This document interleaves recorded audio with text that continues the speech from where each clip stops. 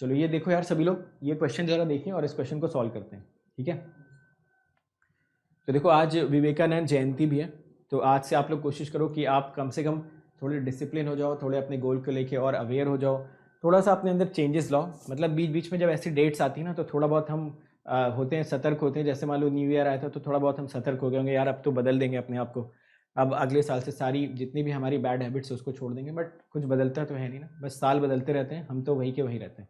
तो बीच बीच में जो मार्कर्स आते हैं ना, जैसे कोई जयंती आ गई या फिर किसी फेमस पर्सनालिटी का कुछ आ गया, जैसे कभी सचिन का बर्थडे आ गया, तो आप पढ़ो उनके बारे में सीखो कि उनकी लाइफ कैसी थी, कितनी स्ट्रगल भरी थी, कहाँ से वहाँ कैसे पहुँचे, वो भी इंसान थे, उनके पीछे उनका क्या थॉट प्रोसेस था, ठीक है। तो जब बीच बीच में ऐसे मार्कर्स आपको मिलते हैं ना, तो वो आपको आइडेंटिफाई करने चाहिए वो मार्कर्स, और उन मार्कर्स को आइडेंटिफाई करके आप कोशिश करिए कि वहाँ से एटलीस्ट अपने आप को चेंज करो, या एटलीस्ट एक लेवल अप तो अपने आप को करो ही करो। चलो, तो क्वेश्चन में लीनियर वेलोसिटी दे रखी है, एंगुलर वेलोसिटी पूछी। मैं सिंपल सा फॉर्मूला आप सभी को बता देता हूँ, ठीक है। तो ये मैंने क्वेश्चन इसलिए लिया just to tell you this formula, ठीक है। तो जस्ट ये फॉर्मूला बताने के लिए कि अगर आप इसका कर्ल कैलकुलेट कर लोगे और 2 से डिवाइड कर लोगे तो आपको मिल जाएगा ओमेगा, ठीक है। तो सभी लोग कैलकुलेट कर लेंगे, नहीं 1/2 से डिवाइड करना भी इंपॉर्टेंट है। तो जब भी आप ओमेगा कैलकुलेट करोगे, कर्ल ऑफ वी ले लेना, 1/2 से डिवाइड कर लेना। तो ये मैं क्वेश्चन सॉल्व नहीं कर रहा हूँ, ये क्वेश्चन मैंने सिर्फ इसलिए लिया ताकि मैं ये फॉर्मूला बता सकूँ। Rest you can very easily solve, क्योंकि यहाँ पे सिर्फ कर्ल कैलकुलेट करके 2 से डिवाइड कर लेना, ठीक है ना यार। सबको ये बात याद हो जाएगी। कई कई बार इसको ऐसा भी लिखा जाता है,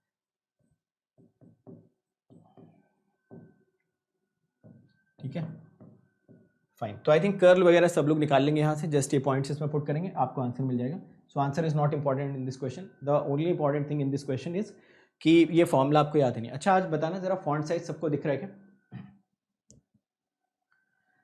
एक बार बताना, आज थोड़ी सी क्लैरिटी है तो आज मैंने थोड़ा सा बोल्ड किया, हालांकि बैकग्राउंड तो ब्लैक नहीं हो पाया, बट स्टिल आई थिंक सभी लोगों को दिखना चाहिए, है ना। चलो अगला क्वेश्चन, नेक्स्ट क्वेश्चन देखिए।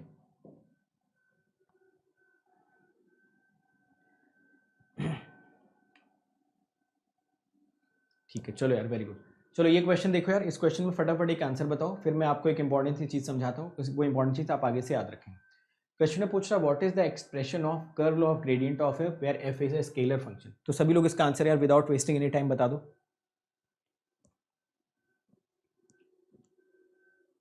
तो टाइम बिल्कुल वेस्ट मत करो, आंसर बता दो फटाफट, कितना आना चाहिए। डी आंसर आ रहा है,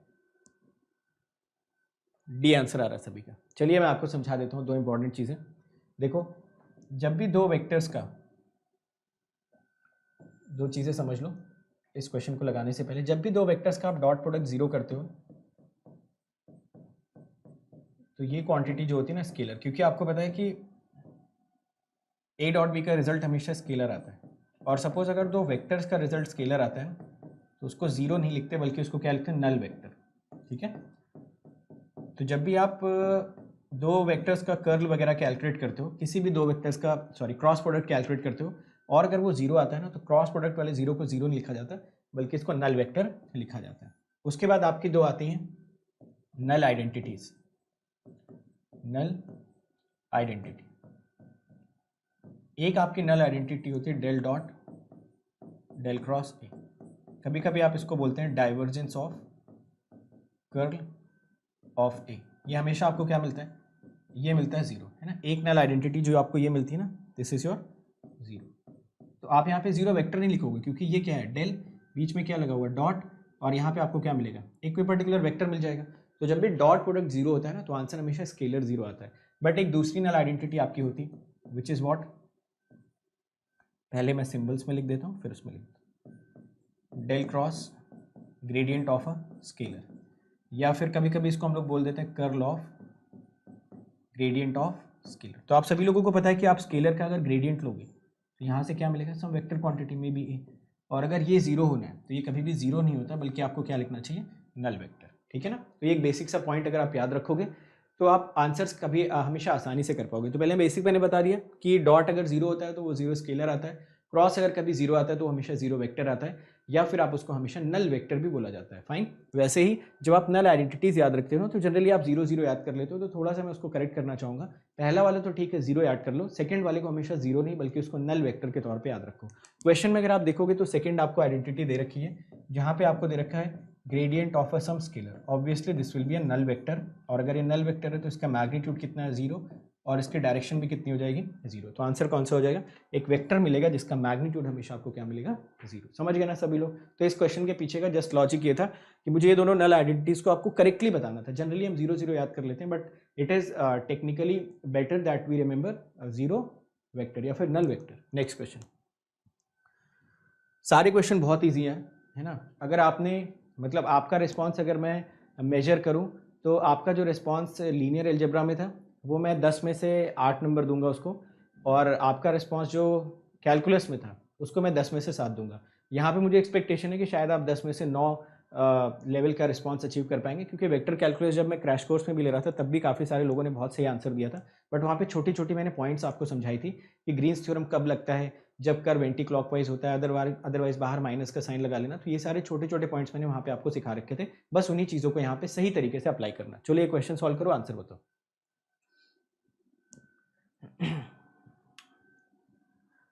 divergence of gradient is a Laplacian. ठीक है, चलो इसको देखो, सॉल्व करो। तो इस क्वेश्चन में अगेन टाइम मैं आपको बता दे रहा हूँ, अभी से 1 मिनट और ले लो। ठीक है, तो अभी से जो अपना टाइम है ना उसमें 1 मिनट आप और ऐड कर लो, और 1 मिनट ऐड करके इस क्वेश्चन को सॉल्व करना स्टार्ट करो। फिजिक्स के लिए फिजिक्स के लिए यार, फिजिक्स के लिए बहुत सारे अच्छे अच्छे लोग हैं। देखो, एक तो जो फिजिक्स वाला वो तो है ही है। सेकेंडली, आप अगर अनअकैडमी के नीट चैनल पे जाओगे ना तो वहाँ पे एक महेंद्र सर करके हैं, और वो भी बहुत एक्सीलेंट पढ़ाते हैं। मतलब अगर आप इलेक्ट्रिकल ब्रांच के हो और आपको बेसिक फिजिक्स पढ़ना है तो वो वाला चैनल भी आप फॉलो कर सकते हो ना। जेई वाला चैनल में इसलिए सजेस्ट नहीं कर रहा हूँ क्योंकि वो थोड़ा सा एडवांस हो जाता है, बट स्टिल दोनों को फॉलो कर सकते हो। ठीक है,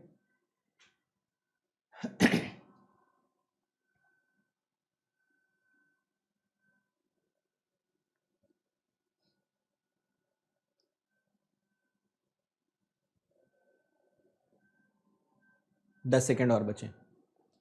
बुक्स मत फॉलो करो यार, बुक्स मत फॉलो करिए। जैसे अगर आपको फिजिक्स पढ़ना है ना एमएफटी इलेक्ट्रिकल के लिए, तो किताब मत फॉलो करो, बहुत टाइम वेस्टेज है। इससे अच्छा किसी का ना यूट्यूब लेक्चर फॉलो कर लो, जो मैंने बताया ना। अगर आप अनअकैडमी नीट चैनल पे जाओ और वहाँ पे जो महेंद्र सर पढ़ाते हैं उनका देखना, बहुत ईजिली समझ में आ जाएगा जितना वो बताते हैं। ठीक है, चलो ये देखते हैं।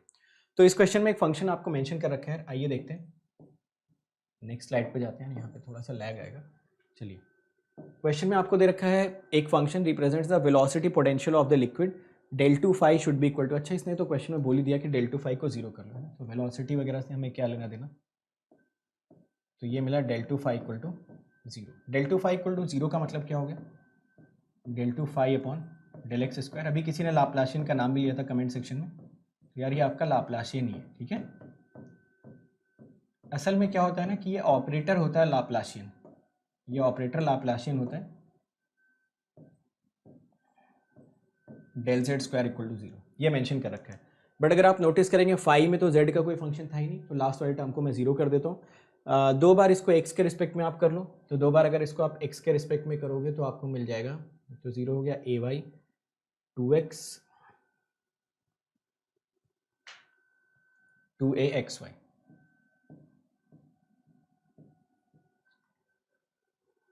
क्वेश्चन में क्या पूछा है, द वैल्यू ऑफ ए।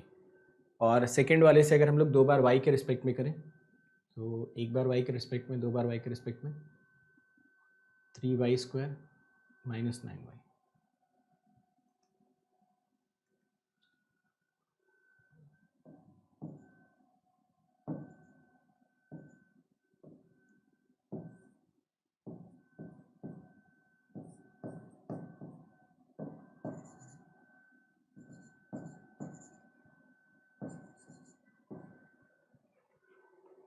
एक मिनट रुक जाओ यार, थोड़ा सा सिस्टम हैंग हो गया, बट आप लोगों ने आंसर तो निकाल ही लिया होगा। आंसर क्या रहा है, 3 आ रहा है ना। एक मिनट रुक जाओ, ये रिस्पॉन्ड नहीं कर रहा है, कर गया। देख लो पीछे वाली स्लाइड पे जो मार्क किया था वो कार्बन की तरह नेक्स्ट वाली, अच्छा चला गया यहाँ से भी। देखो क्या होता है जब 100 पेज से ज़्यादा की फाइल बन जाती है पीपीटी की ना, असल में क्या होता है कि ये स्क्रीन भी सुबह से शाम तक ऑन ही रहती है। मतलब एक तो सिग्नल का सेशन चलता है, फिर इसी पे पीपीटी वगैरह भी बनती रहती है। तो होता क्या है कि शाम वाली क्लास में, अभी देखो मैंने यहाँ मार्क किया था ना, तो ये अगले पेज पे ये देखो फिर आ गया ये कार्बन जैसा, तो ये नेक्स्ट स्लाइड में कार्बन जैसा पेस्ट हो जाता है। चलिए इस पे करते हैं।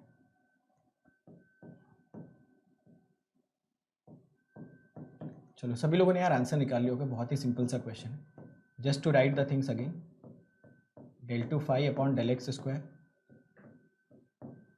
यार आज पता नहीं क्या है, आज स्पेशल क्लास भी हैंग हो गई, ये भी हैंग हो रहा है, सिग्नल वाले में भी हैंग हो रहा था।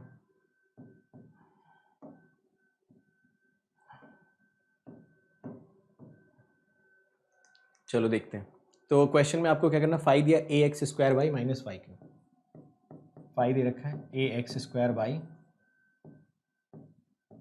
Minus y cube. चलो यहाँ से निकालो del phi by del x, तो ये आपको मिल जाएगा 2x ए वाई, और यहाँ से del 2 phi by del x square कितना मिल जाएगा, 2a वाई। वैसे अगर यहाँ से आप del phi by del y calculate करो,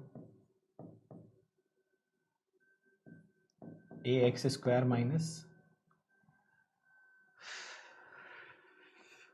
ये तो यार हमारी मेमोरी की तरह होता जा रहा है यार। इधर मैं लिख रहा हूँ, जब तक मैं इधर लिख रहा हूँ तब तक इधर वाला गायब हो जा रहा है।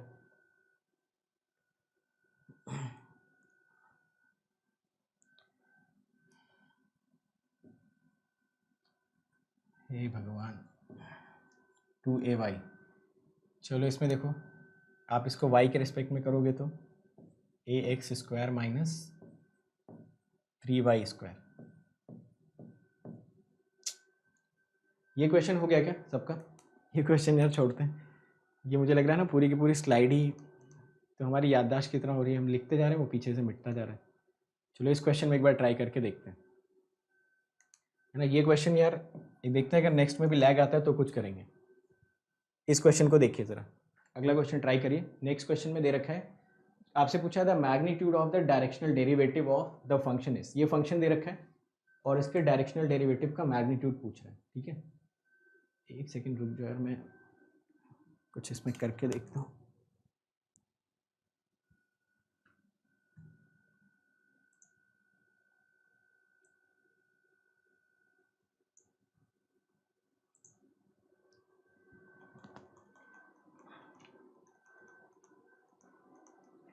चलो ये क्वेश्चन ट्राई करो यार। So everyone try this question. अगले क्वेश्चन पे देखते हैं। सिग्नल 18 से स्टार्ट है यार। चलो जल्दी से 1 मिनट में ये क्वेश्चन ट्राई कर लो। ये क्वेश्चन अपना टेस्टिंग फेज है कि हमारा सब कुछ ठीक काम कर रहा है या नहीं कर रहा है। जल्दी से बताइए इस क्वेश्चन को। लास्ट क्वेश्चन में मान के चलता हूँ कि लास्ट क्वेश्चन का आंसर सभी लोगों ने कैलकुलेट कर लिया होगा, ठीक है। तो इस क्वेश्चन में magnitude of the directional derivative पूछ रहा ऑफ द फंक्शन। ये फंक्शन दे रखा है in the direction of the normal to the circle, in the direction of a normal to the circle. तो इस सर्कल के नॉर्मल की डायरेक्शन में हमें कैलकुलेट करना है डायरेक्शनल डेरिवेटिव। तो मैं आपको सिंपल सा कॉन्सेप्ट बता देता हूँ डायरेक्शनल डेरिवेटिव का। कैसे कैलकुलेट करते हो आप डायरेक्शनल डेरिवेटिव?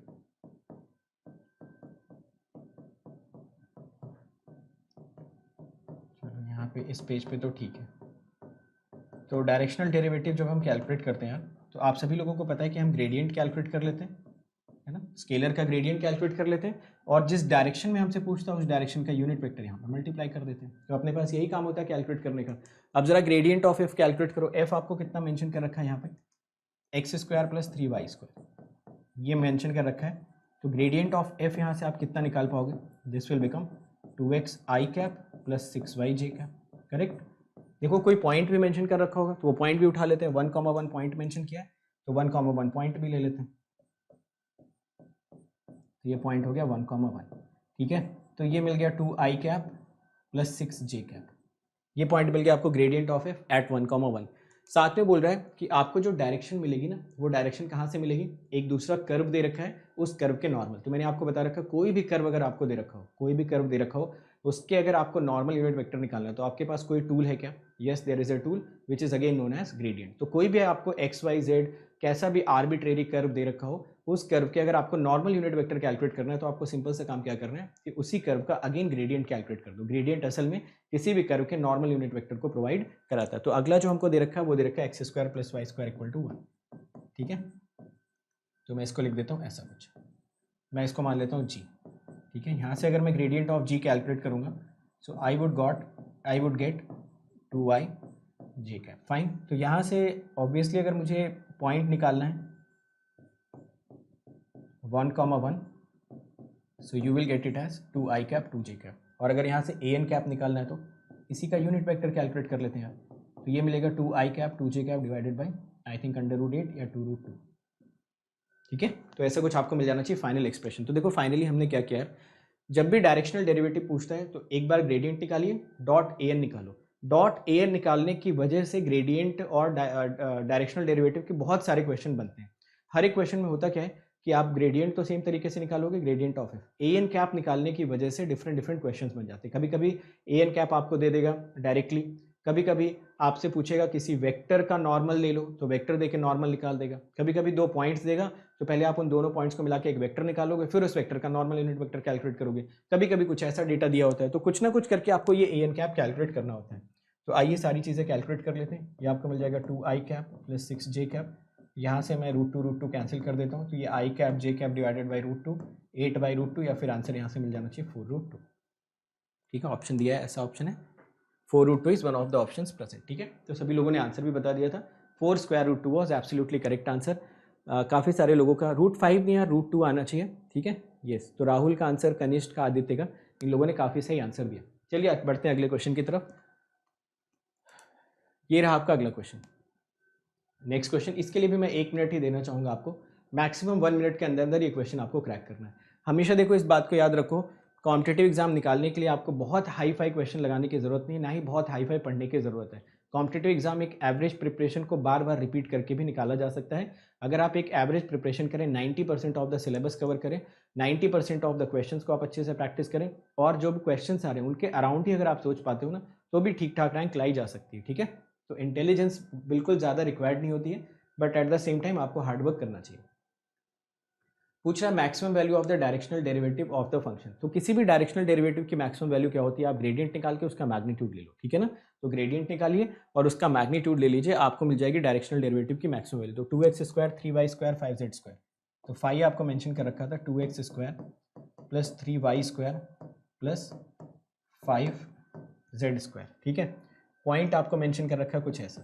तो पहले मैं ग्रेडियंट ही कैलकुलेट कर लेता हूँ, तो मुझे मिल जाएगा 4xi cap plus 6yj cap plus obviously 10z k cap. ठीक है ना यार, पॉइंट आपको क्या मेंशन कर रखा है, 1 1 -1, तो इस बात को हम लोग याद रखते हुए इसको पुट कर देते हैं, 4i cap 6j cap minus 10 k cap. अब आपको पता है कि डायरेक्शनल डेरिवेटिव की जो मैक्सिमम वैल्यू आती है वो आती है जो भी ग्रेडियंट होता है उसकी वैल्यू के बराबर। तो अंडर रूट 100 36 16 152, तो 152 आपका हो जाना चाहिए आंसर। ठीक है, चेक कर लो इसका। मैं थोड़ा सा अगर प्रूफ आप देखना चाहो तो डायरेक्शनल डेरिवेटिव आपको पता ही होता है, gradient of phi dot a n cap. ठीक है, तो डायरेक्शनल डेरिवेटिव को ए डॉट बी का फॉर्मूला लगाइए, इसका मैग्नीट्यूड ए एन कैप का मैग्नीट्यूड और दोनों के बीच में angle cos theta when they are joint tail to tail. तो डायरेक्शनल डेरिवेटिव आपको मिला gradient of phi cos theta. अब आपको दिख ही रहा है यहाँ से, अगर इसकी अधिकतम वैल्यू आपको चाहिए तो कॉस थीटा को 1 करना पड़ेगा। तो आपको दिख ही रहा होगा डायरेक्शनल डेरिवेटिव की जो मैक्सिमम वैल्यू आती है वो हमेशा आती है कि आप ग्रेडियंट कैलकुलेट करो और उसका आप मैग्नीट्यूड कैलकुलेट कर लीजिए, तो आपको मिल जाएगा डायरेक्शनल डेरिवेटिव की मैक्सिमम वैल्यू। तो डायरेक्शनल डेरिवेटिव से रिलेटेड क्या क्या पॉइंट्स याद हो गए? पहला पॉइंट तो ये याद हो गया कि डायरेक्शनल डेरिवेटिव निकालने के लिए ग्रेडियंट निकालना पड़ेगा और कहीं से ये ढूंढना पड़ेगा कि किस दिशा में डायरेक्शनल डेरिवेटिव कैलकुलेट करना है, कौन से डायरेक्शन में डेरिवेटिव कैलकुलेट करना है। दूसरी इंपॉर्टेंट चीज़, कभी कभी क्वेश्चंस में आपसे पूछेगा कि डायरेक्शनल डेरिवेटिव की मैक्सिमम वैल्यू बता दो, तो मैक्सिमम वैल्यू बताने के लिए सिंपली आप ग्रेडियंट निकालना और उसका मॉड कैलकुलेट कर लेना, आपको मिल जाएगा। ये रहा आपके सामने तीसरा क्वेश्चन, कैलकुलेट करिए और आंसर बताइए। ठीक है, तो क्वेश्चन में दे रखा है x cos y plus y, y cos x y plus sine z square square y square plus k cap. Question में पूछ रहा है इसका डाइवर्जेंस कितना होगा। बिल्कुल सही बात है, आंसर आपका आना चाहिए अंडर रूट 152। इसका यार जल्दी से डाइवर्जेंस निकाल के बता दो विदाउट वेस्टिंग टाइम।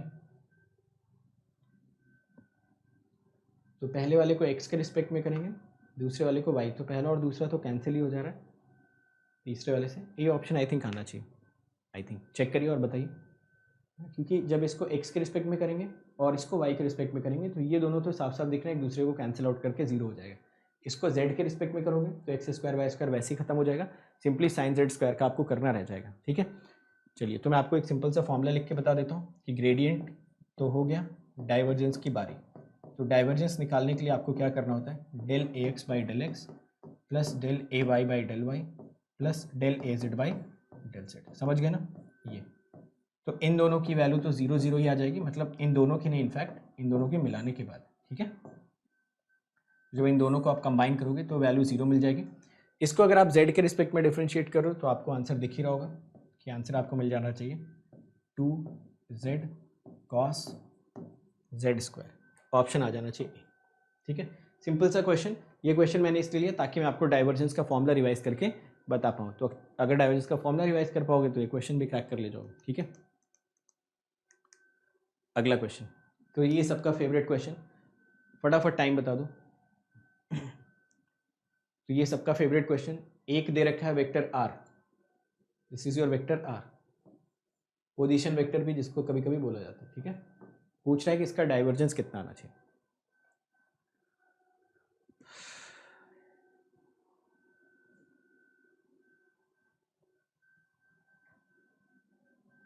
ए आना चाहिए ना। तो ये सबसे सिंपल क्वेश्चन, इसको मैंने इसलिए लिया ना इस क्वेश्चन को, क्योंकि इसका थोड़ी देर में यूज़ करना है, इस वजह से ये ले लिया क्वेश्चन मैंने। आप सभी को पता होना चाहिए डेल डॉट आर की वैल्यू हमेशा कितनी आती है, 3। अगेन अगर फॉर्मूला वगैरह लगा के निकालना चाहो तो निकाल सकते हो, बट आई थिंक ये तो सबको पता ही होता है कि डेल डॉट आर की वैल्यू हमेशा कितनी होती है, 3। तो यहाँ से अगर आप कैलकुलेट भी करते हो डाइवर्जेंस ऑफ आर, अगर ये डाइवर्जेंस ऑफ आर कैलकुलेट भी करते हो तो वही मिलेगा आपको del x by del x plus del y by del y plus del z by del z. Answer आपको क्या मिल जाएगा, 3। एट द सेम टाइम अगर कोई आपसे पूछता है what is del cross r, तो आंसर क्या होता है, नल वेक्टर, ठीक है। तो ये दोनों याद रखें आप। एक तो ये डाइवर्जेंस आपको 3 मिलता है, और जब भी आप क्रॉस प्रोडक्ट कैलकुलेट करते हो पोजीशन वेक्टर का तो हमेशा आपको नल वेक्टर रिजल्ट में मिल जाता है, ठीक है। आइए ज़रा इस सवाल पे आते हैं। तो ये रहा आपके सामने अगला क्वेश्चन। इस क्वेश्चन को फटाफट सॉल्व करिए और इसका आंसर बताइए कि इसका आंसर क्या आ रहा है।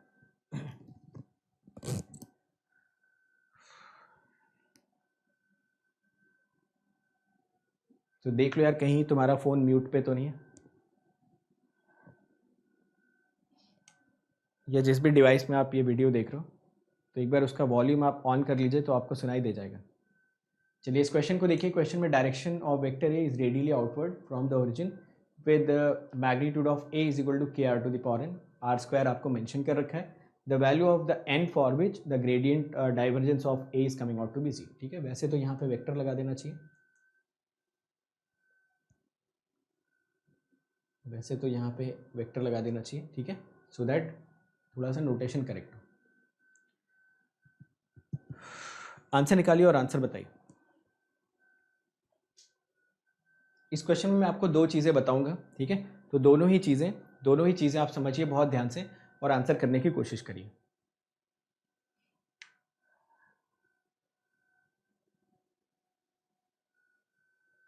चलो I think time is up, चलिए इस क्वेश्चन को ट्राई करते हैं।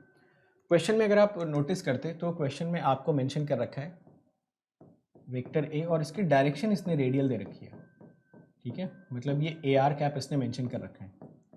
मैग्नीट्यूड तो इसने दे ही दिया, तो मैग्नीट्यूड आपको मिला k r to the power n a r cap, ये मिल रहा है आपको मैग्नीट्यूड। तो ये वेक्टर ए आपको यहाँ पे इसने मेंशन किया, जैसा भी था ये वेक्टर आर हमने लिखा। अब जरा देखो ये कौन से कोऑर्डिनेट सिस्टम में आ रहा है, आप अंदाज़ा लगा सकते हो कौन से कोऑर्डिनेट सिस्टम में आ रहा होगा। सो एवरीवन कैन बेसिकली जज that it is coming in spherical coordinate system, ठीक है। तो ये आपका स्फेरिकल कोऑर्डिनेट सिस्टम में आ रहा होगा। अगर ये स्फेरिकल कोऑर्डिनेट सिस्टम में आएगा तो आप इसके डाइवर्जेंस की वैल्यू बता सकते हो कैसे लिखी जाती है। स्फेरिकल कोऑर्डिनेट सिस्टम में आप लिखते हो 1/r² del by del r square a r, है ना। सिर्फ ए आर कॉम्पोनेंट लिखना है तो इतना लिख दिया। आप चाहते तो इसको पूरा थीटा साइन थीटा के लिए भी एक्सटेंड कर सकते थे। अगला वाला एलिमेंट आपको क्या मिलता है, 1/r साइन थीटा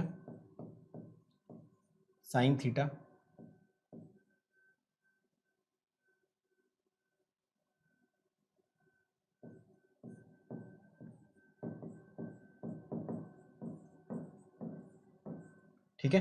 ये आपका एक्सप्रेशन, थर्ड वाला एक्सप्रेशन आपको क्या मिलता है, simply 1/r sine theta del a phi by del phi, ठीक है। बट इन दोनों की तो हमें ज़रूरत नहीं है क्योंकि अगर आप नोटिस करते हो तो क्वेश्चन में खुद ही बोल रखा है कि जो आपका वेक्टर ए है it is radially outward from the origin, है ना। तो ये radially outward from the origin है, तो यहाँ पे इन दोनों को आप चाहो तो हटा भी सकते हो, इनकी एज ऑफ नाउ हमें कोई ज़रूरत नहीं है, तो इन दोनों को मैं यहाँ से हटाता हूँ। बट अगर ये थीटा कैप वगैरह वाले कॉम्पोनेंट्स भी दिए होते तो इनकी ज़रूरत हमें पड़ती, तो लेट मी रिमूव इट। तो जब मैंने यहाँ से इसको हटा दिया है तो आप ज़रा देखो यहाँ पे जो भी एक्सप्रेशन इसने मेंशन कर रखे हैं, पहले क्वेश्चन समझ लेना। क्वेश्चन में 1-2 लेयर्स हैं, आंसर ज़्यादातर लोगों ने ठीक दिया है, जितने लोगों का मैं देख पाया था सो उनके आंसर्स करेक्ट थे। KR⁴ ऐसा मेंशन कर रखा है।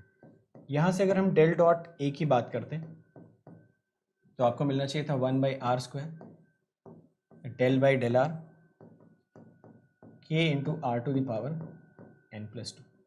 इसको कर लेते हैं डिफ्रेंशिएट। जब आप इसको डिफ्रेंशिएट करोगे तो आपको मिलेगा 1/r², K तो आप यहीं से ले लोगे और ये आपको मिलेगा n+2 r⁴n+1। इस r³ को अगर मैं ऊपर एडजस्ट कर दूँ so I would have got K × n+2 r⁴n−1 = 0। ये आपके पास फाइनल एक्सप्रेशन, मैथमेटिकल एक्सप्रेशन आना चाहिए। अब यहाँ से दो चीज़ें बहुत ध्यान से समझना है। पहली चीज़, अगर आप इस क्वेश्चन में नोटिस करो कि उसने दे रखा K इज़ अ कांस्टेंट।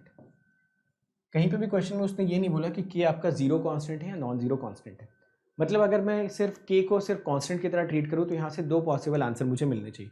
पहला पॉसिबल आंसर मुझे ये मिलना चाहिए कि अगर इस पूरे एक्सप्रेशन को जीरो होना है तो शायद K भी जीरो, ध्यान से सुनिएगा, K भी जीरो हो सकता था तो भी काम चलता, तब भी पूरे के पूरे एक्सप्रेशन जीरो हो जाते हैं, या फिर n+2 को जीरो होना चाहिए था। अगर n+2 जीरो होता तो n की वैल्यू हमको मिलती -2। ये तो जीरो हो नहीं सकता क्योंकि ये तो रेडियस को रिप्रेजेंट कर रहा है, तो इसको तो हमने जाने दिया। तो यहाँ से दो पॉसिबल चीज़ें हमारे सामने आई कि अगर k भी जीरो होता तो भी अपना काम चलता। अब एक चीज़ ज़रा सोचना कि अगर k को जीरो ले लिया तो क्या वेक्टर कभी एग्जिस्ट करेगा? बाय द वे चलो, मैंने k को अगर जीरो ले लिया तो क्या कभी वेक्टर यहाँ पे एग्जिस्ट करेगा? कभी वेक्टर एग्जिस्ट ही नहीं करेगा। इसका मतलब k = 0 आप वैसे भी अवॉइड कर सकते हो। क्वेश्चन में भले ही कांस्टेंट दिया बट हम उसको हमेशा नॉन जीरो कांस्टेंट की तरह ही ट्रीट करेंगे। तो करेक्ट ऑप्शन अपना क्या हो जाना चाहिए? n = -2।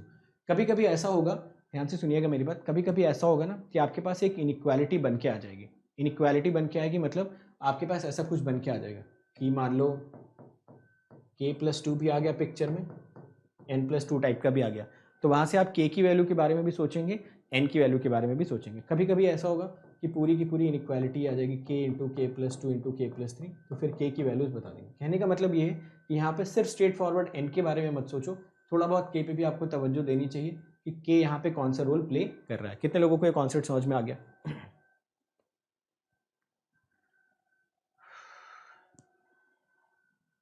बोलो यार जल्दी। आ गया ना? सभी लोगों को लॉजिक समझ आया? यस। चलो आते हैं अगले क्वेश्चन पे। तो अगला क्वेश्चन पढ़िए और अगले क्वेश्चन का आंसर बताइए। अगला क्वेश्चन में भी एक इंपॉर्टेंट चीज़ हमें देखना है। पूछा है curl of the gradient of the scalar field defined by this. तो जल्दी से इसका आंसर सभी लोग बता दो यार। आ गया ना लॉजिक समझ में? चलो ठीक है, फटाफट यार इस क्वेश्चन को देखो और बिना टाइम वेस्ट किए, मतलब ये 5 सेकंड में बताने वाला क्वेश्चन है। 5 सेकंड में आपको ये क्वेश्चन बताना चाहिए। तो ये एक्सप्रेशन तो बड़ा लंबा चौड़ा इसने दे रखा है, 2x² 3y² z 4z² x, है ना, पता नहीं क्या दे रखा है ये। बट अगेन हम तो लॉजिक से करेंगे इस क्वेश्चन को। डी आंसर, तो सभी लोगों का आंसर डी आ रहा है। राहुल और आदित्य, आर्ची, अतुल, रोहन, श्रेय, सभी लोगों ने यार सही आंसर दिया। तो इसका आंसर क्या हो जाएगा? 0। अच्छा एक बात मुझे बताना है, यहाँ पे ये जो 0 लिखा हुआ है ये ठीक लिखा हुआ है क्या, या इसके नोटेशन में कोई गलती लग रही है? थोड़ी सी गलती लग रही है ना नोटेशन में, क्योंकि 0 ऐसा लिखा हुआ है तो हमें वो थोड़ा हिट नहीं कर रहा माइंड में, क्योंकि हमारी तो आदत है कि जब भी कर्ल किसी भी चीज़ का 0 होना चाहिए तो असल में उसको क्या रिप्रेजेंट करना चाहिए था? ये नल वेक्टर। ठीक है, तो अगर ये नल वेक्टर रिप्रेजेंट करता ना तो थोड़ा हम सेटिस्फाइड हो जाते हैं। बट अगेन आंसर में ही अगर 0 दे रखा है तो हम आंसर 0 को टिक कर देंगे। बट नोटेशन में ideally they should have given या तो नल वेक्टर लिखता है हिंदी में, या तो 0 के ऊपर वेक्टर लगाता है। समझ आ गया? चलिए अगले क्वेश्चन पे। Next question. ऐसे क्वेश्चंस में जरा देखिए, पूछ रहा है कि इसमें से कौन सा सच नहीं है। ठीक है, पूछ रहा कौन सा सही नहीं है या फिर कौन सा गलत है, वो आपको बताना है।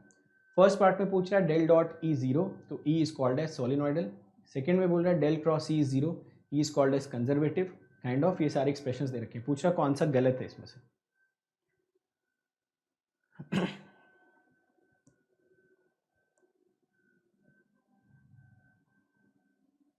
कौन सा क्वेश्चन कट जा रहा है? जो भी आप कट जा रहे हैं ना, एक बार कमेंट सेक्शन में मुझे बता दो, मैं कमेंट्स पढ़ रहा हूँ आपके। है ना, मैं उसका अलाइनमेंट थोड़ा सा चेंज कर दूँगा, क्योंकि कल आपको क्वेश्चंस दिख नहीं रहे थे, इस वजह से मैंने आज थोड़ा सा जूम करके डाला हुआ स्लाइड्स को। चलो, तो ज़्यादातर लोगों ने आंसर भी दे दिया। आप बता दो जो भी नहीं दिख रहा है ना, मैं उसको एडजस्ट कर देता हूँ, नो इश्यूज़। देखो, del dot e zero, e is called as solenoidal, बिल्कुल ठीक बात है, इसमें तो कोई डाउट है नहीं। Del cross e equal to zero, e is called conservative, इसमें भी मुझे थोड़ा डाउट है, मैं इसको थोड़ा होल्ड करके रखता हूँ। ठीक है, इसको मैं अभी थोड़ा होल्ड करके रखता हूँ, क्योंकि मैं यहाँ से एक चीज़ आपको बताना चाहता हूँ। थर्ड वाले पे, if del cross e zero, e is called irrotational, बिल्कुल सही बात है। अगर डेल क्रॉस ई ही जीरो हो गया, तो फिर अगर आप जो इमेजिनरी बॉल डालते थे ना, उस बॉल को फिर वो घुमा नहीं पाएगा। थर्ड वाले में बोल रहा है कि if del dot e is zero, e is called as irrotational, ये तो गलत है। ठीक है, सेकेंड वाले में मैं एक इंपॉर्टेंट चीज़ आपको बताना चाहता हूँ। देखिए ज़रा, इस चीज़ पे तो हम सभी लोग कन्विंस्ड हैं कि अगर जब भी A dot D L zero आता है, तो A is called as conservative, A is called as conservative. समझेंगे मेरी बात को काफ़ी अच्छे से। Then A is called as conservative, है ना, ये चीज़ तो हमें पता है कि जब भी close line integral of A dot D L zero आता है, तो हम हमेशा बोल देते थे कि जो हमारा ओपन लाइन इंटीग्रल आएगा वो सिर्फ और सिर्फ एंड पॉइंट्स पे डिपेंड करेगा, एंड पॉइंट्स के बीच के रास्ते पे डिपेंड नहीं करता है। किसी भी वेक्टर का अगर क्लोज लाइन इंटीग्रल जीरो आता है, तो वो सजेस्ट करता है कि उस वेक्टर का अगर आप ओपन इंटीग्रल कैलकुलेट करते, तो वो सिर्फ और सिर्फ दोनों के बीच के एंड पॉइंट्स पे डिपेंड करता है, उनके रास्ते पे डिपेंड नहीं करता है। चलिए, यहाँ पे मैं क्या करता हूँ, स्टोक्स थ्योरम लगाता हूँ। यहाँ पे मैं क्या करता हूँ, स्टोक्स थ्योरम लगाता हूँ। ठीक है, तो स्टोक्स थ्योरम आपको मिलेगा double integration of del cross a dot D l, ये चीज़ मिली। ठीक है, समझेंगे बहुत अच्छे से यार, ये एक बहुत ही कन्फ्यूजन वाला पॉइंट होता है, इस वजह से मैं अलग से समझा रहा हूँ। तो अल्टीमेटली मैं इसको ज़ीरो करना चाहता हूँ। अब ये ज़ीरो कब कब हो सकता है?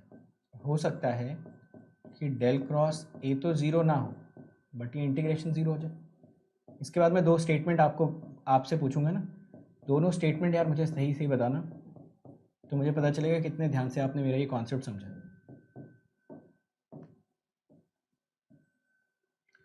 हो सकता है कि डेल क्रॉस ए ही ज़ीरो हो जाए। अगर ये ज़ीरो हो गया तो ऑब्वियसली फिर इंटीग्रेशन तो ज़ीरो हो ही जाएगा।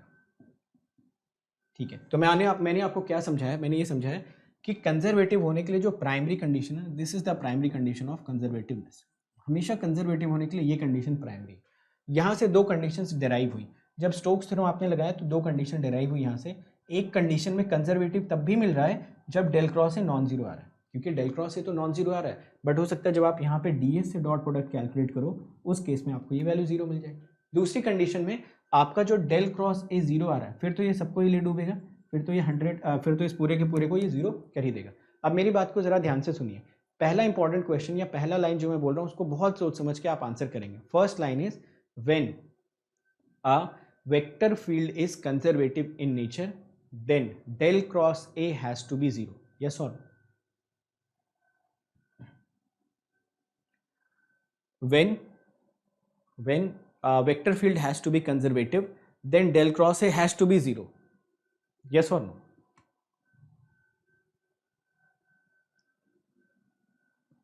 बोलो।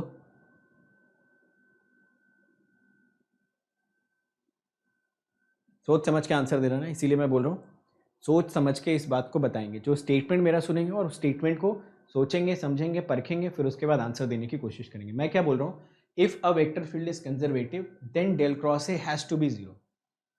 देखो ये लिखा तो हुआ है, वेक्टर फील्ड इज कंजर्वेटिव, कहाँ del cross a has to be zero? यहाँ पे नॉन जीरो है, तब भी तो कंजर्वेटिव आ ही रहा है ना।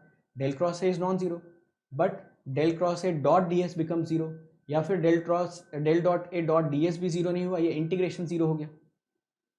तो किसी भी वेक्टर को कंजर्वेटिव होने के लिए ना डेल क्रॉस ए का जीरो होना जरूरी नहीं, बट अगर डेल क्रॉस ए जीरो है तब वेक्टर फील्ड कंजर्वेटिव हो जाएगी। तो दो स्टेटमेंट सुनिए बहुत ध्यान से। पहला statement, for a vector field to be conservative the del cross A may और may not be zero. Second important point, if del cross A is zero then the vector field has to be conservative. तो दोनों statements में फर्क है, दोनों के अलग अलग तरीके से कॉम्प्रीहेंशन है, अलग अलग तरीके से समझिए। तो ऐसे क्वेश्चंस अगर एग्जाम में आते हैं तो आगे से आप गलती नहीं कर सकते। कितने लोगों को ये लॉजिक समझ में आ गया? कितने लोग ये लॉजिक समझ गए कि अगर कंजर्वेटिव होना है फिर डेल क्रॉस ए का जीरो होना जरूरी नहीं, वो नॉन जीरो भी होगा तो शायद del cross a dot d s integrate करने के बाद भी जीरो आ जाए, हमें नहीं पता। हो सकता है शायद कोई ऐसा सिनेरियो एग्जिस्ट कर रहा हो, हो सकता है ऐसा सिनेरियो एग्जिस्ट करो, करता भी है। जब EMFT वगैरह में पढ़ते हैं तो मैं क्वेश्चन करवाता भी हूँ इस तरीके के कि जहाँ पे आपका del cross a non zero आता है, तब भी हम वेक्टर फील्ड को कंजर्वेटिव प्रूफ करके दिखाते हैं, ठीक है। बट अगेन अपने पास अभी प्रूफ करने का टाइम तो नहीं, बट स्टेटमेंट से बहुत क्लियरली, बहुत ईजिली इस चीज़ को हम समझ पा रहे हैं। अब मैं आता हूँ स्टेटमेंट पे। इसमें देखो सीधा सीधा बोल रहा है कि अगर डेल क्रॉस ई जीरो है तो ई इज कंजर्वेटिव। अब मैं खुश हूँ, अब मैं इसको आंसर सही कर सकता हूँ। बट अगर इसी का उल्टा लिख देता कि E is conservative then del cross E has to be zero, फिर शायद मैं उतना कन्विंस नहीं होता। फिर मैं बोलता ठीक है डेल क्रॉस E जीरो होता भी तो भी होता और नहीं भी होता तो भी पॉसिबिलिटी तो एग्जिस्ट कर ही जाती। कितने लोगों को ये लॉजिक समझ में आया? जल्दी बता दो यार। समझ गया ना इस क्वेश्चन में मैं क्या समझाना चाह रहा था? Yes, very good. चलो आगे चलते हैं। तो प्राइमरी कंडीशन कंजर्वेटिव की हमेशा क्या होती है? कंजर्वेटिव की हमेशा प्राइमरी कंडीशन है अगर आपके पास क्लोज लाइन इंटीग्रल है तो जीरो होना चाहिए, अगर ओपन लाइन इंटीग्रल है तो वो सिर्फ और सिर्फ एंड पॉइंट्स पे डिपेंड करना चाहिए। उनके बीच का रास्ता आप क्या फॉलो करो ना, उस रास्ते पे डिपेंड नहीं करना चाहिए, ठीक है। चलो चलते हैं अगले सवाल की तरफ।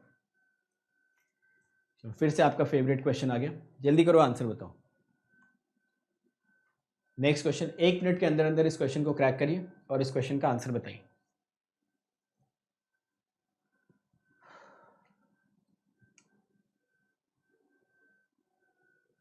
एक घंटे होने वाले हैं, 15 मिनट बाद 1 घंटे हो जाएंगे, तो जल्दी से करो क्वेश्चन और आंसर बताओ। आपका कंट्रोल सिस्टम भी अब जल्दी स्टार्ट होने वाला है, ठीक है। तो आई होप दो दिन में कंट्रोल सिस्टम आपका स्टार्ट हो जाएगा, ठीक है। तो कंट्रोल सिस्टम की वजह से ये क्लास आपकी आई थी, तो कंट्रोल सिस्टम भी आपका स्टार्ट होने वाला बहुत ही जल्दी। चलिए देखते हैं इस क्वेश्चन में। इस क्वेश्चन में आपको दे रखा है r square gradient of l n r, ये मेंशन कर रखा है। Gradient of l n r की वैल्यू क्या है? देखो ये चीज़ शायद आपको अगर नहीं पता है तो मैं बता देता हूँ, अदरवाइज आपको पता होनी चाहिए। इसका मतलब होता है सिंपल सा, f dash r gradient of r. समझ गए ना? मैंने क्या लिखा यहाँ पे? मैंने क्या लिख दिया? F dash r del dot r. बस इतनी सी चीज़ आपको याद रखनी चाहिए। डेल डॉट आर में यहाँ पे आर ऑब्वियसली एक स्केलर क्वांटिटी है, तो अगर आर स्केलर है तो ये आपका किसका काम कर रहा होगा? डाइवर्जेंस, सॉरी डेल का, और ये स्केलर का काम, तो ये ओवरऑल आपका एक ग्रेडियंट का काम कर देगा। समझ गए ना सभी लोग? So I hope you are getting this point very clearly what I want to say. चलो तो यहाँ से कैलकुलेशन करते हैं। ये देखिए जरा क्या था यहाँ पे, हाँ आर स्क्वायर तो बाहर ही था, तो एल एन आर को जो आप डिफ्रेंशिएट करोगे आपको मिल जाएगा 1/r, और अंदर वाला डेल जाएगा, ये इस डेल के साथ जाके फिक्स हो जाएगा, ठीक है। तो यहाँ से आपको फाइनल एक्सप्रेशन क्या मिल रहा है? Finally you are getting it as r del r, ठीक है। डेल आर की वैल्यू कितनी होती है? डेल आर आपका होता है vector r divided by magnitude of r,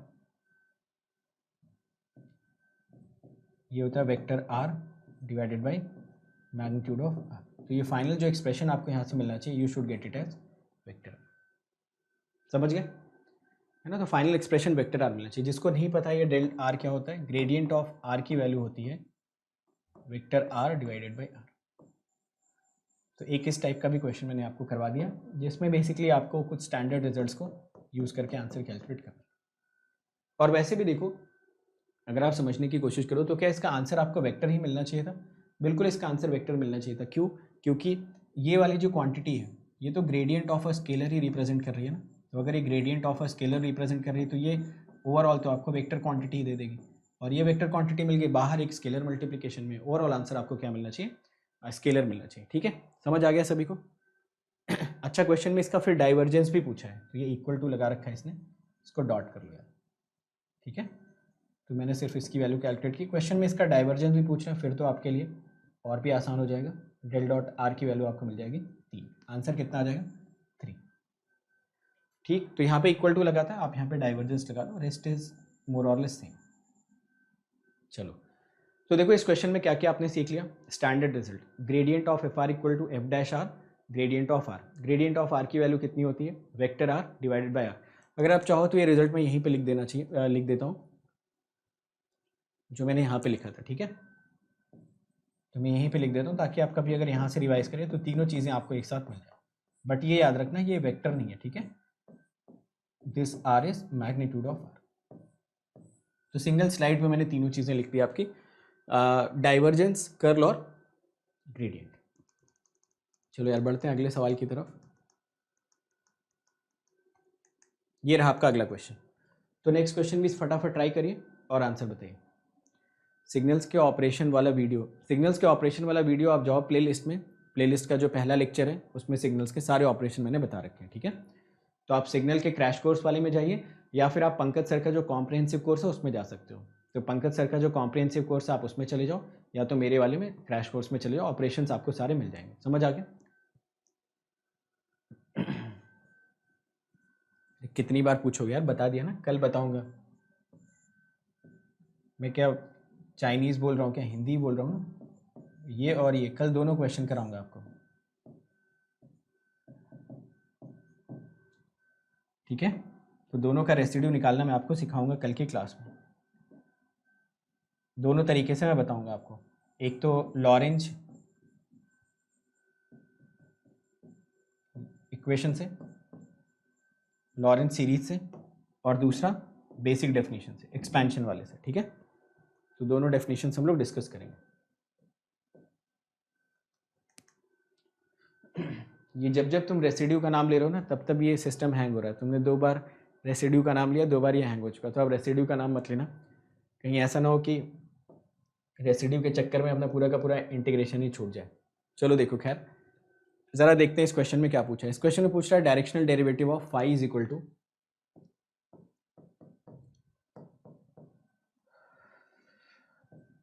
ये क्वेश्चन बता के किसी को इम्प्रेस करना है क्या?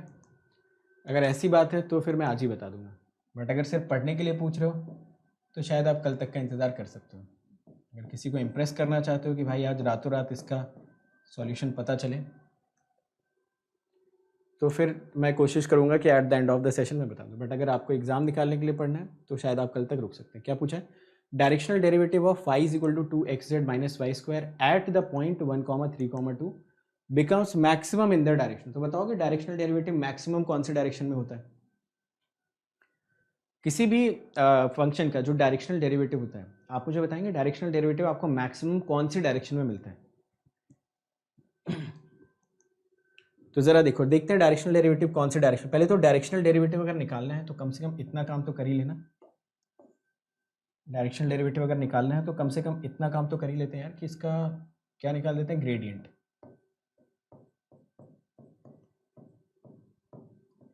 यार एक तो मतलब मेरे साथ ऐसा हो गया ना, इतने सब्जेक्ट्स चल रहे हैं मल्टीपल, कि जैसे स्पेशल में कुछ और चल रहा है। यूट्यूब पे शाम को पढ़ाता हूँ सिग्नल और रात पे maths.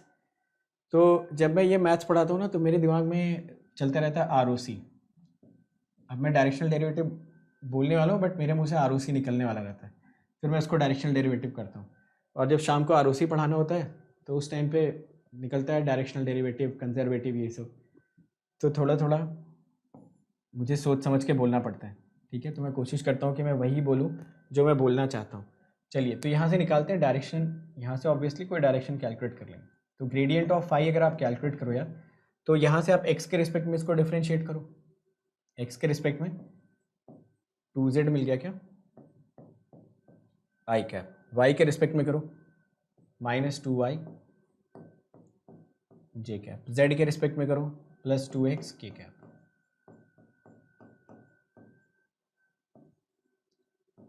Dot a n cap. अच्छा, पॉइंट दे रखा है ना, ये पॉइंट यार बड़ा अच्छा लगता है मुझे। जब भी किसी क्वेश्चन में पॉइंट दिया रहता है तो मुझे काफ़ी खुशी मिलती है अंदर से, क्योंकि मुझे लगता है पॉइंट अगर पुट करेंगे तो सिंपल हो जाएंगी चीज़ें। तो पॉइंट यार बड़े काम की चीज़ होती है, चीज़ें बहुत आसान कर देती है। यहाँ पे आपको मिल जाएगा 4i cap minus 6j cap +2k cap an cap. अब an कैप यार बस मुझे बता दो, यही मैं आपसे सुनना चाहता हूँ, बाकी तो आपने खुद भी कर लिया होगा। तो सिर्फ आप मुझे ये बता दीजिए यार सभी लोग, कि आपको क्या लगता है कि किसी भी डायरेक्शनल डेरिवेटिव की मैक्सिमम वैल्यू जिस भी कर्व पे आप कैलकुलेशन कर रहे हो उस कर्व के किस डायरेक्शन में होनी चाहिए? तो सभी लोगों को ये पता होना चाहिए कि जो डायरेक्शनल डेरिवेटिव होता है वो हमेशा मैक्सिमम होता है किसी भी कर्व के किसी भी पॉइंट के परपेंडिकुलर डायरेक्शन में। जब भी आप डायरेक्शनल डेरिवेटिव कैलकुलेट करते हैं तो आपको चाहिए होता है एक कर्व, उस कर्व पे किसी पर्टिकुलर पॉइंट पे आप जाते हैं और उस पॉइंट पे डायरेक्शनल डेरिवेटिव कैलकुलेट करते हैं। उसी पॉइंट पे अगर मैं एक नॉर्मल ड्रॉ कर दूं या उसी पॉइंट के नॉर्मल यूनिट वेक्टर कैलकुलेट कर दूं तो उस डायरेक्शन में हमेशा डायरेक्शनल डेरिवेटिव की वैल्यू होती है मैक्सिमम। तो कर्व क्वेश्चन में क्या दे रखा है, ये दे रखा है कर्व। अगर इस पर्टिकुलर कर्व के नॉर्मल यूनिट वेक्टर आपको कैलकुलेट करना तो आप बताओगे इसका जो नॉर्मल यूनिट वेक्टर हो गया, क्या यही वेक्टर इसका नॉर्मल यूनिट वेक्टर हो जाएगा, यस और नो? तो इसका बस मैं क्या चाहता हूँ कि मैं यूनिट वेक्टर कैलकुलेट कर लूँ। तो यूनिट वेक्टर आपको मिलेगा, अच्छा डायरेक्शन ही पूछा है ना, फिर तो यार यही आंसर हो गया ना, दिस इज द आंसर। मुझे लगा डायरेक्शनल डेरिवेटिव पूछा है, बट क्वेश्चन में बस ये पूछा कि कौन सी डायरेक्शन में मैक्सिमम होगा। तो मैं यहाँ पे जस्ट लिख देता हूँ, direction derivative will be maximum in normal direction of the curve. Curve की नॉर्मल डायरेक्शन कौन सी हो जाएगी, जो ग्रेडियंट की डायरेक्शन होगी, है ना, normal direction of the curve. और यही आपका ग्रेडियंट है, ये तो आपने लिखा ही था। तो चेक कर लो ऑप्शन में क्या पूछा था किस डायरेक्शन में मैक्सिमम हो जाएगा। ऑप्शन आ जाना चाहिए 4 - 6 + 2, बी ऑप्शन आपका हो जाना चाहिए करेक्ट। समझ गए ना? तो क्वेश्चन में सिर्फ ये पूछा था कि कौन सी डायरेक्शन में मैक्सिमम हो जाएगा। इस डायरेक्शन में मैक्सिमम हो जाएगा, वो डायरेक्शन हम लोगों ने यहाँ पे ऑलरेडी कैलकुलेट कर ली। जो नॉर्मल डायरेक्शन होती है वही होती है आपकी ग्रेडियंट। अगर इसमें डायरेक्शनल डेरिवेटिव पूछा होता मैक्सिमम तो आप यहाँ पे simply 4i cap - 6j cap + 2k cap और इसके अंडर रूट से डिवाइड करके डॉट प्रोडक्ट कैलकुलेट कर देते। समझ आ गया ना? इस क्वेश्चन में ऐसा बोल सकते हैं कोई किसी भी वेक्टर को मैक्सिमम उसी वेक्टर के,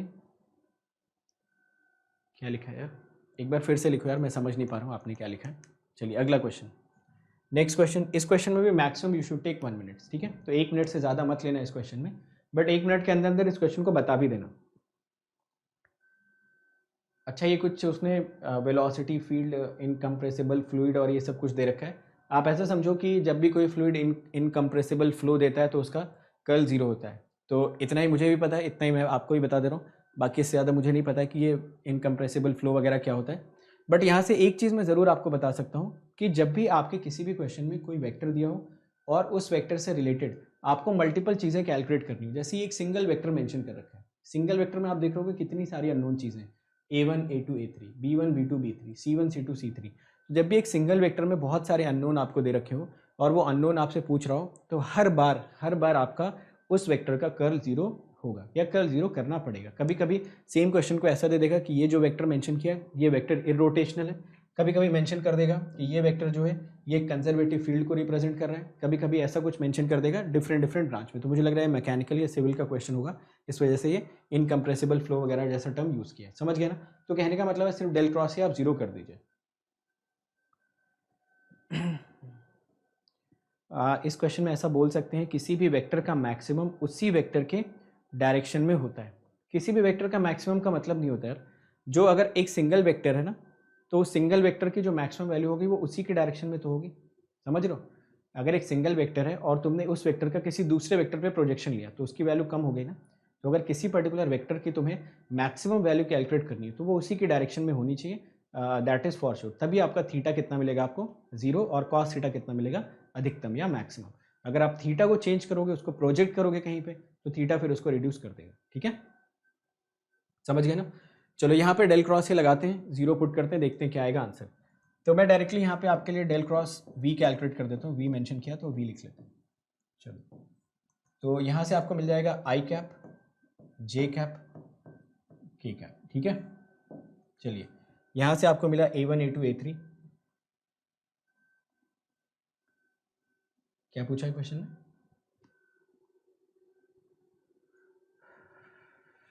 क्वेश्चन में पूछा है कि इसका v 0 होना चाहिए। ठीक, तो ये del by del x, del by del y, del by del z. यहाँ पे जो कंपोनेंट आपको दिख रहा है a1x a2x b1 b2 c1 c2। चलो ठीक है, इसको मैं लिख देता हूँ a b c। चलिए यहाँ से निकालते हैं del cross v. Del cross v में अगर मैं आई कैप कैलकुलेट करूँ तो देखो ये सी वाले कंपोनेंट थे, इस वजह से मैंने सी लिख दिया। इस सी का मतलब आप क्या समझना, c1x c2y c3z। इस b का मतलब क्या समझना, b1x b2y b3z। इसका मतलब क्या समझना, a1x a2y a3z। तो ऐसा समझ लेना आप। ठीक है, तो आई कैप अगर आप लोग y के रिस्पेक्ट में करोगे तो आपको क्या मिलेगा c2y। इसको z के रिस्पेक्ट में करो तो क्या मिलेगा b3z। समझ गए ना? Plus j cap. माइनस जे कैप। तो माइनस जे कैप अगर आपने कर दिया, फिर x के पास जाओगे तो आपको क्या मिलेगा, C1 माइनस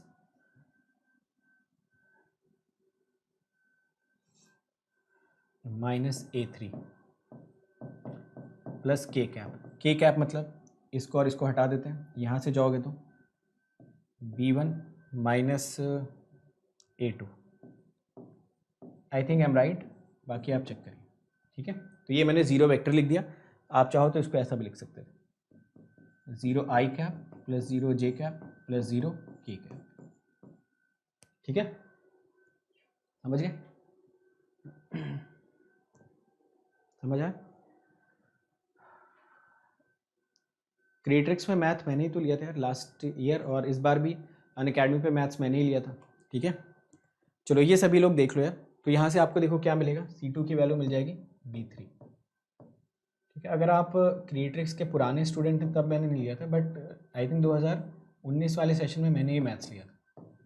ये 3 एक्सप्रेशन आपको मिल गया। आप क्वेश्चन में देख लो पूछा क्या है, उस हिसाब से कैलकुलेशन कर लो। क्वेश्चन में पूछा है B2 की वैल्यू, अगर आपका A1 2 दे रखा है, C3 -4 दे रखा है, A1 2 दे रखा है, C3 दिया -4, और पूछा क्या क्वेश्चन में, B2 पूछा। अब निकाल लो यार, कुछ ना कुछ तो यहाँ से मिल ही जाना चाहिए। हमने एक्सप्रेशन सारे ठीक लिखे ना, एक बार आप चेक कर लीजिए, ये सारी चीज़ें अगर मैंने ठीक लिखी हैं,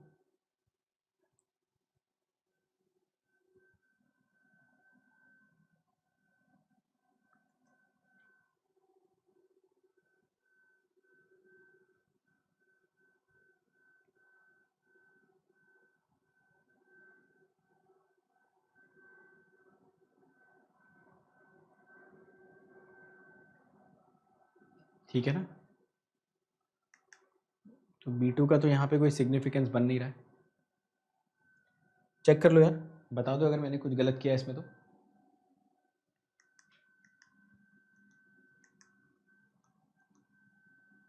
ये डाइवर्जेंस अगर जीरो करोगे ना, डाइवर्जेंस जीरो करोगे तब तो बड़ी दिक्कत हो जाएगी यार, ठीक है।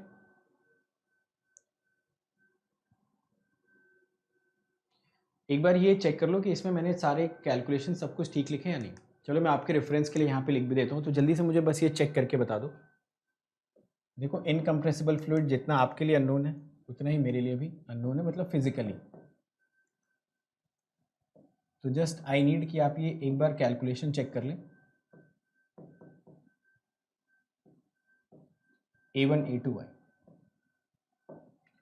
देखो अगर डाइवर्जेंस यहाँ पे जीरो करने लगोगे ना, तो यहाँ से सिर्फ A1 मिलेगा, यहाँ से सिर्फ B1 मिलेगा, सॉरी B2 मिलेगा, और यहाँ से आपको मिलेगा C3। अच्छा इस क्वेश्चन में डेटा ही ऐसा दे रखा है, आप लोग ऐसा बोल रहे हो, देन मे बी यार, देन मे बी, है ना। फिर हो सकता है कि डाइवर्जेंस ही जीरो होता हो इनकम्प्रेसिबल के केस में।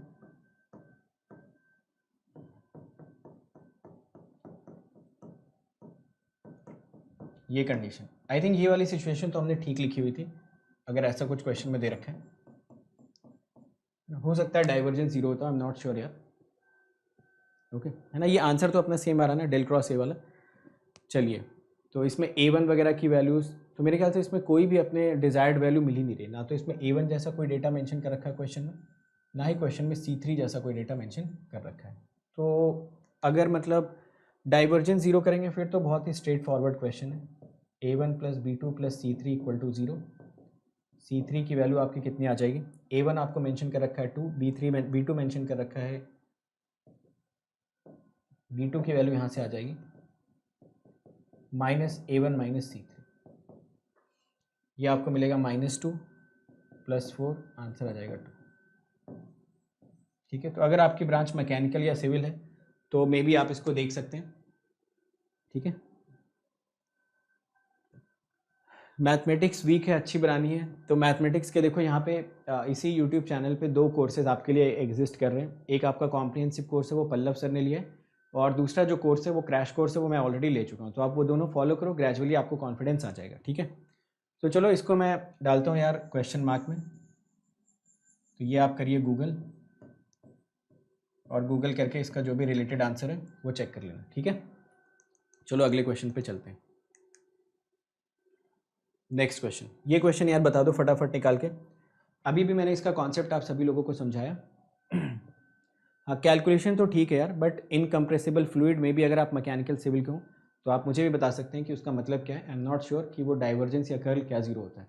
चलो इस क्वेश्चन को देखो और इस क्वेश्चन का आंसर बताओ। एक वेक्टर पी आपको दे रखा है और उसमें पूछ रहा है कौन सा फॉलोइंग स्टेटमेंट उसमें सही हो सकता है। ठीक है,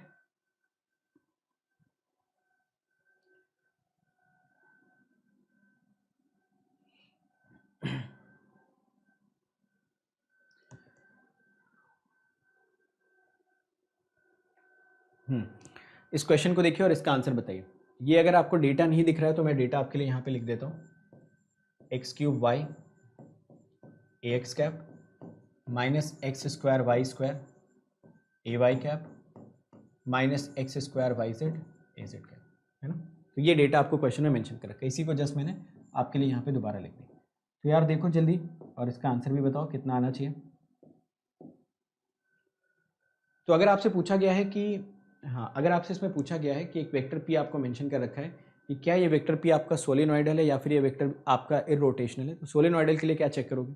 सोलेनॉइडल के लिए आप चेक करेंगे कि इसका डेल डॉट पी कैसा बिहेवियर शो कर रहा है, और इरोटेशनल के लिए चेक करोगे डेल क्रॉस पी। तो बेसिकली यहाँ से दो चीज़ें आपको कैलकुलेट करनी है। पहली चीज़ आपको कैलकुलेट करनी है यहाँ से डेल डॉट पी, और दूसरी चीज़ जो आपको कैलकुलेट करनी है यहाँ से वो आपको कैलकुलेट करनी है डेल क्रॉस पी। समझ गए ना। तो ये दो चीज़ें आपको यहाँ से कैलकुलेट करनी है। तो डेल डॉट पी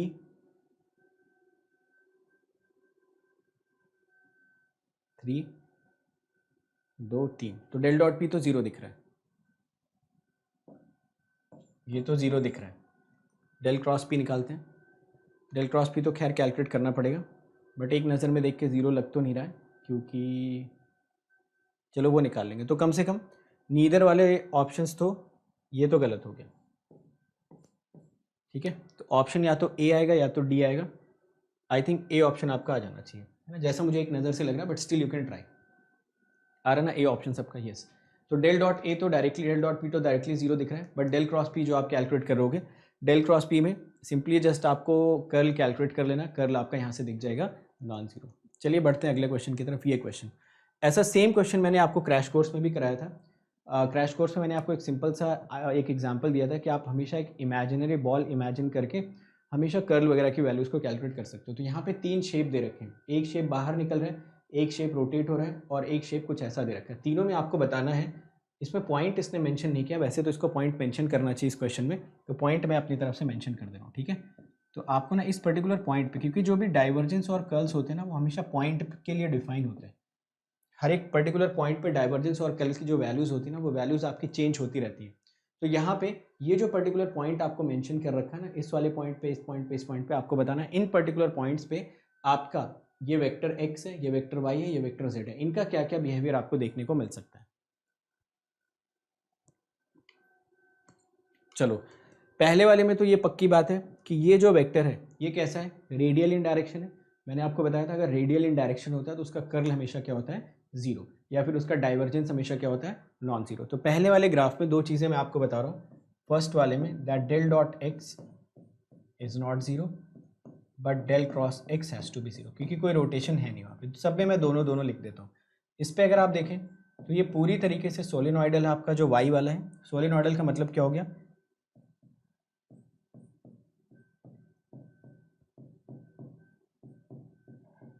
ठीक है, सोलेनॉइडल का मतलब क्या हो गया कि अगर आप यहाँ पे डाइवर्जेंस कैलकुलेट करना चाहोगे इस पी पॉइंट के अराउंड, तो ना तो आपको कोई सोर्स दिखेगा ना तो सिंक दिखेगा। तो अगर सोर्स और सिंक नहीं दिख रहा है इसका मतलब ये तो जीरो। कर्ल कैसे कैलकुलेट करोगे, यहाँ पे एक इमेजिनरी बॉल डालते हैं, देखते हैं कि आप फील्ड ये बॉल को घुमा पाएगी। तो आप देखो यहाँ पे अगर आप बॉल रखोगे तो ये पूरी की पूरी फील्ड मिलकर इस बॉल को रोटेट कर देगी, मतलब डेल क्रॉस वाई मिलेगा नॉन जीरो। ठीक है, थर्ड वाले पे आइए, डेल डॉट जेड और डेल क्रॉस जेड चेक करो दोनों को। डेल डॉट जेड चेक करने का मतलब इस पॉइंट पे देखा क्या यहाँ पे सोर्स ऑफ फील्ड लाइंस दिख रहा था, यस, ये फील्ड लाइन, ये फील्ड लाइन, ये फील्ड लाइन, सोर्सेज आपको दिख रहे थे, तो ये डेल डॉट जेड हो गया नॉन जीरो। इस जगह पे एक इमेजिनरी बॉल रख के देखो, अगर यहाँ पे एक इमेजिनरी बॉल रख दें तो बचाओगे क्या, सारी की सारी जो नेट फील्ड होगी वो इस बॉल को रोटेट करा देंगे। तो इस बॉल पे जो नेट फील्ड लगेगी वो इस बॉल को कंप्लीटली रोटेट करा देगी। अगर रोटेट करा देगी तो ये भी क्या हो गया, नॉन जीरो। ठीक है, तो ऑप्शन इसमें से जो भी आपको चूज़ करना है वो कर लो। मैंने हर एक वेक्टर का डॉट और क्रॉस दोनों आपको समझा दिया, समझ गए ना। तो मेरे ख्याल से आपको ये पूरा का पूरा लॉजिक समझ में आ गया। अगर इससे रिलेटेड और आपको कॉन्सेप्ट चाहिए ना तो क्रैश कोर्स में जाके सेम वीडियो देख लेना, वहाँ पे मैंने आपको समझाया था कि कर्ल का मतलब क्या होता है, डाइवर्जेंस का मतलब क्या होता है और बेसिकली कैसे जज करना चाहिए। यहाँ पे भी मैंने वही सेम चीज़ आपको थोड़ा शॉर्ट में समझा दी कि किसी भी पॉइंट पे अगर आपसे डाइवर्जेंस पूछे तो बस देख लो उस पॉइंट पे सोर्स या सिंक नेचर है या नहीं। किसी भी पॉइंट पे आपको कर्ल पूछे तो वहाँ पे एक बॉल डाल के देख लो क्या वो बॉल घूम सकती है या नहीं। यहाँ पे देखो अगर आप बॉल डालेंगे तो ये बॉल कभी नहीं घूमेगी, बल्कि इस पे जो नेट फोर्स होगा बॉल पे ना वो कैंसिल आउट हो जाएगा, तो बॉल वहीं की वहीं पड़ी रहेगी। जबकि यहाँ पे आप बॉल डालोगे तो नेट फोर्स कुछ ऐसा होगा जो बॉल को इस डायरेक्शन में रोटेट करा देगा। समझ गए? चलो ये आंसर बताओ। इसमें सारी की सारी थ्योरम्स मैंने इंक्लूड कर दिए, ठीक है। तो सारी की सारी थ्योरम्स इंक्लूडेड है। पूछ रहा है स्टोक्स थ्योरम कौन सी है, गॉस थ्योरम कौन सी है और गॉस डाइवर्जेंस थ्योरम कौन सी है। तो मैं आपको वन बाय वन बता देता हूँ सारा। बाकी जो काउचीज इंटीग्रल थ्योरम है वो तो नेक्स्ट क्लास में आपको मिलेगा ही मिलेगा। सबसे पहला गॉस डाइवर्जेंस थ्योरम। तो मैंने आपको बहुत सिंपल से तरीके बताए थे इनको याद करने के। देखो ऐसा मान लो लिखा हुआ है एलएचएस में। एलएचएस में अगर ऐसा लिखा हुआ तो मैंने आपको बताया था कि अगर कोई भी सरफेस अगर आप क्लोज करते हो, सरफेस का मतलब एक प्लेट आपने ऊपर रखी, एक नीचे रखी, एक साइड में, एक इस साइड में, एक बैक पे, एक फ्रंट पे, तो जो आपने सारे के सारे सरफेसेस को क्लोज कर दिया तो बन क्या गया, वॉल्यूम। तो वॉल्यूम लगाने के लिए आपने लगाया डीवी। मैंने बताया था आपके पास दो ही ऑप्शन होते हैं, या तो आप डेल क्रॉस ए लिख सकते हो या तो आप डेल डॉट ए लिख सकते हो। अगर आप डेल क्रॉस ए लिखोगे तो देखो आप यहाँ पे गड़बड़ क्या करोगे, ये क्वांटिटी कैसी है, स्केलर। अगर ये स्केलर है तो यहाँ पे भी स्केलर आना चाहिए। स्केलर लिखने का मतलब यहाँ पे आपको क्या लिखना है, डेल डॉट। समझ गए ना, ठीक है। वैसे ही ये तो हो गया आपका क्या, गॉस डाइवर्जेंस थ्योरम। सेकंड आपका आता है स्टोक्स थ्योरम। स्टोक्स थ्योरम में क्या बोल रहा है, ए डॉट डी एल। जब आप बहुत सारी लाइंस को क्लोज कर देते हो तो आपको क्या मिलता है, सरफेस। यहाँ पे सरफेस लिखा तो यहाँ पे डी एस लगाना ही पड़ेगा। ये डी एस एक वेक्टर क्वांटिटी, तो यहाँ पे भी एक वेक्टर क्वांटिटी डाल दो, डेल क्रॉस, ठीक है। बाकी जो आपकी गॉस की थ्योरम होती है वो तो इलेक्ट्रिकल या फिर ईसी वालों को पता ही है कि जो आपका नेट आउटवर्ड फ्लक्स होता है from any close surface that is always equal to charge enclosed, ठीक है। तो ये तीन एक्सप्रेशंस, तीनों को याद करने के तरीके, तीनों के एक्सप्रेशन। अब मेरा एक सवाल आप लोगों से, आप मुझे बताएंगे सभी लोग कि ये फर्स्ट और सेकंड थ्योरम जो है क्या वो यूनिवर्सल थ्योरम है, क्या उस थ्योरम को आपका जहां मर्जी आए वहां लगा सकते हो या नहीं लगा सकते हो।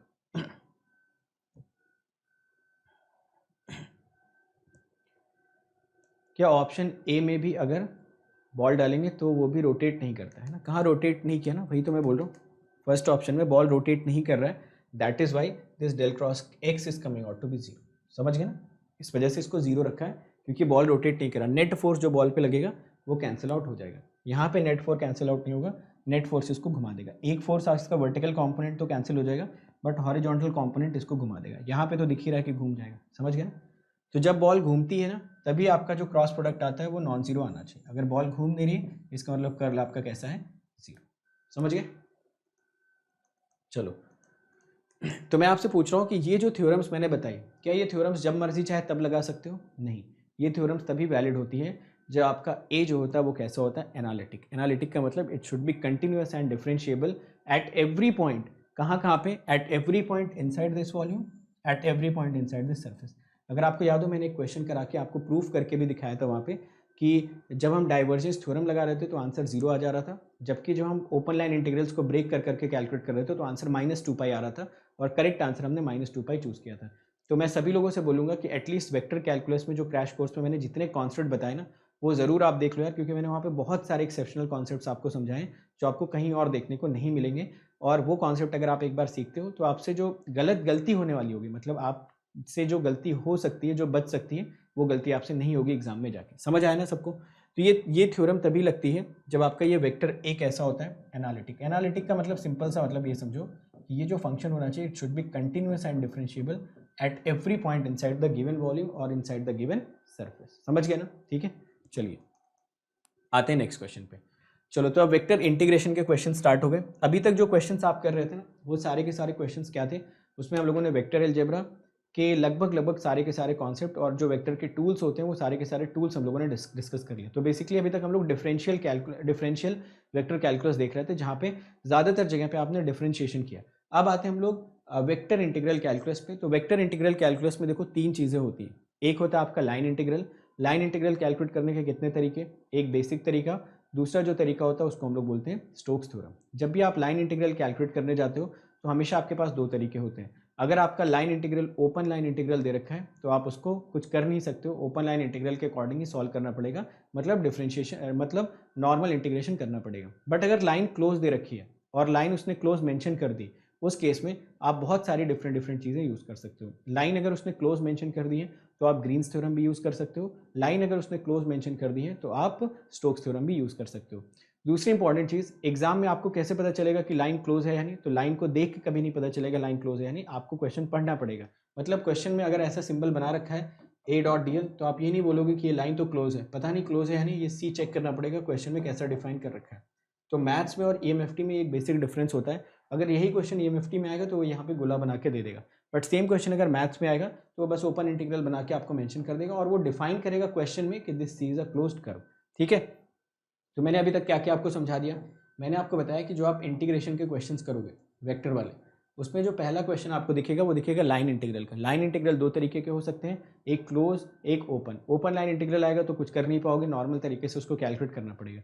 बट अगर लाइन इंटीग्रल क्लोज आ गया उस केस में आप दो तरीके यूज़ कर सकते हो, या तो स्टोक्स थ्योरम यूज़ कर लो या तो ग्रीन्स थ्योरम यूज़ कर लो। दोनों की अलग अलग डेफिनेशंस हैं, दोनों की अलग अलग लिमिटेशंस हैं। सिमिलरली कुछ जगह पे आपको देखने को मिलेगा surface integral. Again surface integral में भी दो चीज़ें, कभी कभी ओपन सरफेस इंटीग्रल, कभी कभी क्लोज सरफेस इंटीग्रल। अगर ओपन सरफेस इंटीग्रल का क्वेश्चन आ गया फिर कुछ कर नहीं पाओगे, उसको नॉर्मल तरीके से सॉल्व करना पड़ेगा। बट अगर क्वेश्चन आ गया क्लोज सरफेस इंटीग्रल का तो आप उसमें डाइवर्जेंस थ्योरम लगा सकते हो और डाइवर्जेंस थ्योरम लगा के क्वेश्चन को सॉल्व कर सकते हो। तो एक छोटे से बेसिक समरी के साथ आगे बढ़ते हैं और सारी चीज़ों को रिवाइज करते हैं। चलिए इस क्वेश्चन को देखिए और इसका आंसर बताइए। क्वेश्चन में पूछ रखा है इसका लाइन इंटीग्रल कैलकुलेट करना है from the origin to the point 1,1,1। तो आइए इस क्वेश्चन को सॉल्व करते हैं। लाइन इंटीग्रल का मतलब क्या हो गया, लाइन इंटीग्रल का मतलब हो गया v.dl। ठीक है, ये हो गई आपकी लाइन इंटीग्रल। अब v.dl कैलकुलेट करो। dl का मतलब dx i cap dy j cap dz k cap. ठीक है, इसको कर देते हैं मल्टीप्लाई, तो आपको मिलेगा 2xyz dx plus x square z dy plus x square y dz। ये आपके पास मिल गया एक्सप्रेशन। कर्व यहाँ पे दे रखा था c, कर्व यहाँ पे दे रखा था c। ध्यान से सुनना इस क्वेश्चन के बारे में, ये इंटीग्रेशन सॉल्व करना है। क्वेश्चन में बोल रखा था कि from origin to the point 1,1,1, from the origin to the point 1,1,1 XYZ, यहाँ से लेके 1,1,1 तक। ठीक है, अब जरा ये बताना क्वेश्चन में ये कहाँ मेंशन किया है, क्वेश्चन में ये कहाँ मेंशन किया है कि 0,0,0 से लेके 1,1 तक जाना कैसे है। ऐसे भी जा सकते हो, ऐसे भी जा सकते हो और ऐसे भी जा सकते हो। रास्ता तो उसने बताया नहीं ना, जाना कैसे। देखिए ज़रा क्वेश्चन में बोल रखा है ये लाइन इंटीग्रल है, आपको जाना from origin to the point, बस इतना बोल के वो शांत हो गया। तो आप मुझे बताएंगे कि आपको कैसे पता चलेगा कि आपको यहाँ से यहाँ तक कौन से रास्ते से जाना चाहिए। चलो जल्दी से बता दो यार सभी लोग, कौन सा रास्ता चूज करना चाहिए। In crash course divergence theorem is missing. Divergence theorem मैंने बताया था क्रैश कोर्स के टाइम पे कि मैंने स्पेशल क्लास में डाइवर्जेंस थ्योरम का एक पूरा का पूरा सेशन लिया था। तो वो स्पेशल क्लास में जाके आप 1 घंटे का लेक्चर फॉलो कर लो, आपको डाइवर्जेंस थ्योरम से रिलेटेड सारे कॉन्सेप्ट वहाँ पे मिल जाएंगे। ठीक है, समझ आ गया ना।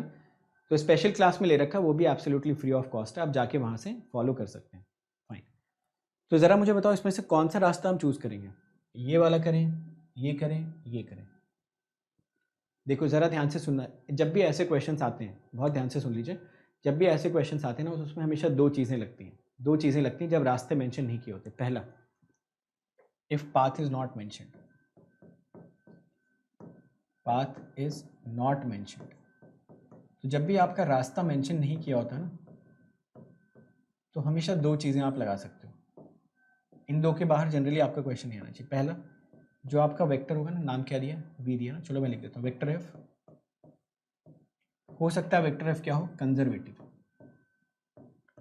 मतलब यहाँ पे आपको क्या चेक करना चाहिए, del cross F equal to 0। जब रास्ते नहीं दिए हो तो डेल क्रॉस एफ चूज करो 0। अगर ये कंजर्वेटिव मिल गया फिर हमें पता चल जाएगा कि ये तो पाथ इंडिपेंडेंट है ना। तो अगर जैसे ही पता चलता है पाथ इंडिपेंडेंट है तो हम स्ट्रेट लाइन ले लेते हैं। अपने मन से शॉर्टेस्ट पाथ नहीं लोगे, इस बात को याद रखेंगे आप।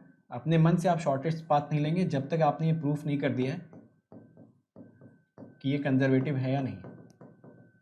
ये हो गया एक्स, ये वाई, ये जेड। तो ये हमने क्यों ले लिया, क्योंकि अब हमें पता था कि क्योंकि ये फील्ड वेक्टर फील्ड कैसी है, कंजर्वेटिव, तो मैं किसी भी रास्ते से जाऊँ आंसर तो सेम ही आने वाला है। और अगर आंसर सेम आएगा तो क्यों ना मैं स्ट्रेट लाइन ही चूज कर लूँ। कितने लोगों को पहला लॉजिक समझ में आया, आ गया समझ में? चलो सेकंड वाले पे आओ। अच्छा, उससे पहले मैं ये चाहूँगा कि आप इसका ज़रा फटाफट मुझे डेल क्रॉस एफ कैलकुलेट करके बता दें सभी लोग। क्या डेल क्रॉस एफ इसका 0 आ रहा है या नहीं आ रहा, फटाफट बता दो। ये पहला मेथड आप समझिए, तो समझ लो कि पहला मेथड हम लोग क्रॉस चेक कर रहे हैं। फर्स्ट मेथड समझ लो हम लोग क्रॉस चेक कर रहे हैं कि वेक्टर एफ अगर कंजर्वेटिव आया मतलब डेल क्रॉस एफ 0 आया। तो फटाफट यार सभी लोग एक बार मुझे चेक करके बता दें जल्द से जल्द कि क्या इसका डेल क्रॉस एफ आप 0 कैलकुलेट कर पा रहे हैं या नहीं कर पा रहे हैं। ये वेक्टर आपको मेंशन कर रखा है, ठीक है। So this is the vector, so for this vector you have to calculate del cross V. Everyone very quickly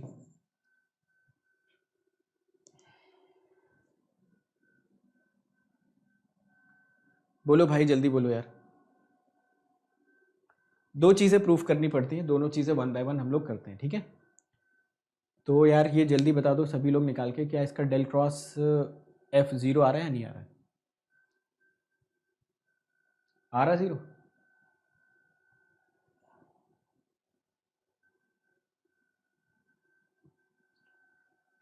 आना तो नहीं चाहिए वैसे,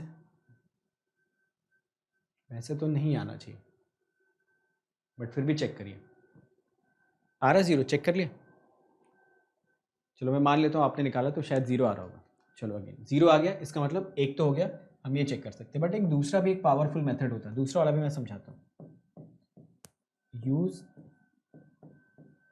डिफरेंशियल कोएफिशिएंट्स, ये सबसे बेहतरीन होता है अगर ये यूज़ कर पाओ तो। और जितने भी क्वेश्चन में भी पाथ मेंशन नहीं किया होगा ना, 90% क्वेश्चन में डिफरेंशियल कोएफिशिएंट आपकी मदद करते हैं। क्या होता है डिफरेंशियल कोएफिशिएंट, जरा देखते हैं। आ रहा है 0, ठीक है, बिल्कुल। अगर 0 आ रहा है तो आप स्ट्रेट लाइन लेके आंसर कैलकुलेट कर सकते हैं, no issues in that. But उससे भी बेहतर तरीका ये होता है कि आप डिफरेंशियल कोएफिशिएंट यूज़ कर लें। जरा देखिए डिफरेंशियल कोएफिशिएंट क्या होता है इस चीज़ को। आप देखो ये जो पूरा का पूरा एक्सप्रेशन लिखा हुआ है, अगर मैं इसको ऐसा लिख देता तो कोई दिक्कत, चेक कर लो। अब ये आप सोचोगे हमें कैसे स्ट्राइक करेगा, ये आपको करने लगेगा, क्योंकि अब मैंने बता दिया ना। अब आप हर क्वेश्चन में ढूंढ लोगे अपने काम की चीज़। जैसे अगर मैं थोड़ी देर भी इसको ऑब्जर्व करता तो मैं देखता यहाँ पे एक्स स्क्वायर जेड के साथ डी वाई आ रहा है, मतलब एक्स स्क्वायर जेड के साथ अगर वाई होता तो यहाँ डी वाई मिल जाता। यहाँ पे मैंने देखा x square y d z आ रहा है, मतलब एक्स स्क्वायर वाई के साथ अगर जेड होता तो ऐसा मिल जाता, और उसी एक्स को अगर डिफ्रेंशिएट करते तो 2xy मिलता। समझ आ रही बात सभी को? तो इस केस में क्या होता है ना कि आपका कंजर्वेटिव वगैरह का कॉन्सेप्ट ना भी लगाओ तो आपका बहुत शॉर्टेस्ट फॉर्म में आंसर आ जाता है। जैसे ये चीज़ आपने नोटिस कर ली। अब आप इसका इंटीग्रेशन कितना मिल गया आपको, एक्स स्क्वायर वाई जेड। अब आपको लिमिट्स पता ही है कि 0 0 0 से 1 1 1 पुट करना, आंसर कितना आ जाएगा, 1। समझ आ गया सबको? तो ये था पूरा का पूरा लॉजिक। तो मैंने एक ऐसा क्वेश्चन आपको बताया जिसमें लाइन इंटीग्रल आपको कैलकुलेट तो करना था, बट आपको ये नहीं पता था कि वो लाइन या फिर वो कर्व है कौन सा, सिर्फ एंड पॉइंट्स पता थे। तो ऐसे क्वेश्चन को करने के दो तरीके। पहला तरीका कि आप ये चेक कर लें कि क्या वो कंजर्वेटिव है, अगर कंजर्वेटिव होगा तो स्ट्रेट लाइन मान के निकाल सकते हो। सेकेंड इंपॉर्टेंट चीज़ कि जो हम लोगों ने अभी सीखा कि आप चाहो तो उसका डिफरेंशियल कोएफिशिएंट कैलकुलेट कर लो। अगर आप उसका डिफरेंशियल कोएफिशिएंट निकाल पाते हो इसका, तो एक लाइन में आपका आंसर आ जाएगा, वो भी डायरेक्टली 1। कितने लोगों को ये दोनों कॉन्सेप्ट समझ में आ गया? पहला वाला तो कर ही सकते हो ना, फर्स्ट वाला तो अगर स्ट्रेट लाइन के अकॉर्डिंग करना है तो मैं आपको बता देता हूँ। ये वैसे मैंने बताया हुआ है, चलो मैं दोबारा बता देता हूँ। अगर स्ट्रेट लाइन के अकॉर्डिंग करना होगा तो आपको क्या करना पड़ेगा, x minus 0 divided by 1 minus 0, y minus 0 divided by 1 minus 0, z minus 0 divided by 1 minus 0, इसको क्या मान लेना, t, ठीक है। तो यहाँ से x equal to y equal to z equal to t मिल जाएगा, और साथ में dx dy dz तीनों की ही वैल्यू क्या मिल जाएगी, dt। तो पूरे एक्सप्रेशन को t में कन्वर्ट कर लेना। लिमिट रखते टाइम पे याद रखना x चेंज हो रहा था 0 से 1 के बीच में, x था t के बराबर, तो t के लिमिट पे डाल देना 0 से 1 के बीच में, ठीक है ना, समझ गया ना। तो जल्दी से यार मुझे बता दो क्या दोनों कॉन्सेप्ट आपको समझ में आए? Differential coefficient method line integral में बस लगाना है। हाँ, लाइन इंटीग्रल में आपको लगाना है, ठीक है। जब भी जैसे मान लो कभी कभी ऐसा आ गया, फॉर एग्जांपल मैं आपको समझाऊं, अगर देखो मान लो कभी क्वेश्चन ऐसा आ गया,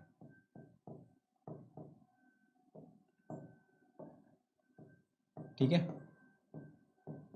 और आपको बोल रहा है कैलकुलेट करने के लिए x y x,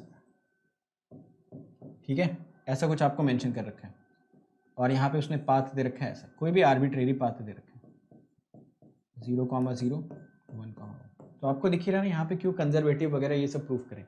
डायरेक्ट आप सभी लोगों को दिख रहा होगा, इसको आप चाहो तो क्या लिख सकते हो, dxy, आंसर आ जाता है xy, यहाँ से आप लिमिट लगाते हैं, आंसर आपको मिल जाता है 1।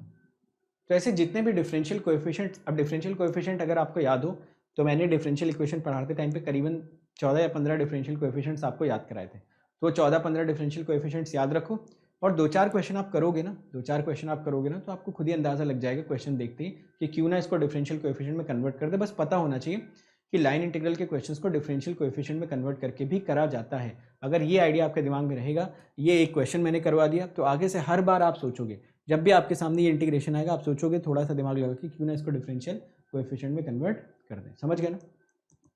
चलो अगला सवाल, नेक्स्ट क्वेश्चन। ग्रीन्स थ्योरम लगाने को बोल रहा है, तो ग्रीन्स थ्योरम लगाओ और आंसर लेके आ जाओ। सी बोल रहा है एक स्क्वायर है, तो सी उसने बोल दिया कि यार है एक ये स्क्वायर, और कुछ भी दिया क्या, square from the first quadrant x equal to 1। ये बड़ा इंपॉर्टेंट था यार, x equal to 1 y equal to 1, तो ये बड़ी इंपॉर्टेंट चीज़ ने मेंशन की, x इक्वल टू 1 और y इक्वल टू 1। ये ले लो, अब मैं मान लेता हूँ कि ये है आपका क्वाड्रेंट के साथ कट कर रहा है।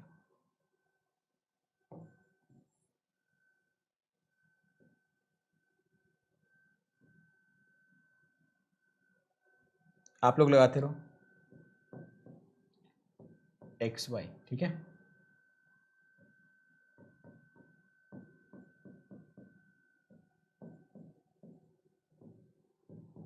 ये है आंसर, कितना आ रहा है, आंसर आ रहा है 3/2। मेरे हिसाब से आंसर आना चाहिए ±3/2। आपको क्या लगता है?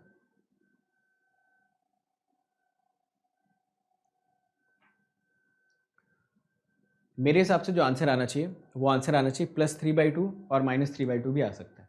आपको क्या लगता है कि मैं ठीक सोच रहा हूँ या नहीं? बोलो, या जो भी आ रहा है 1/2 वॉट एवर, जो भी आंसर आ रहा है, मुझे लगता है वो आंसर प्लस और माइनस दोनों के साथ आना चाहिए। वैसे तो 3/2 आना चाहिए, है ना? ठीक सोच रहा हूँ ना मैं? क्यों ऐसा, क्यों मैं सोच रहा हूँ ऐसा? मैं इसलिए सोच रहा हूँ क्योंकि यहाँ पे जो उसने लाइंस, क्लोज लाइन मेंशन की, ये है क्लोज लाइन, है ना, ये है क्लोज लाइन रेड वाली। इसने कहीं पे ये नहीं बताया कि ये जो क्लोज लाइन को कवर कर रहा है ये कौन सी दिशा में कर रहा है, उसको क्लॉकवाइज या एंटी क्लॉकवाइज। अगर तो एंटी क्लॉकवाइज कर रहा है तब तो मैं कुछ और ग्रीन्स थ्योरम यूज़ करूँगा, और अगर क्लॉकवाइज कर रहा है फिर ग्रीन्स थ्योरम की डेफिनेशन में थोड़ा सा फर्क आएगा। चलिए देखते हैं। हमें पता होता है कि जब भी हम कोई भी ग्रीन्स थ्योरम लगाते हैं तो सबसे पहले तो मैंने बताया था कि ग्रीन्स थ्योरम के लिए आपका एक्स वाई प्लेन होना बहुत ज़रूरी है। अगर y z plane, z x plane, z y plane आ जाए तो ग्रीन्स थ्योरम के बजाय क्या लगा लेना, स्टोक्स थ्योरम। मैंने आपको बताया भी था that Green's theorem is nothing but the 2 dimensional realization of the Stokes theorem. Stokes theorem आपकी एक जनरल थ्योरम होती है जो 3 डायमेंशन में भी लग जाती है, उसी को जो आप 2 डायमेंशन में ट्रांसफॉर्म करते हो तो बन जाती है Green's theorem. But Green's theorem में प्रॉब्लम ये होती है कि वो सिर्फ एक्स वाई प्लेन के लिए ही लगता है। अगर यही प्लेन वाई जेड होता, यही प्लेन जेड एक्स होता, फिर आप ग्रीन्स थ्योरम नहीं लगाते, फिर आप डायरेक्टली स्टोक्स थ्योरम लगाते, वहां से आंसर आपको मिलता।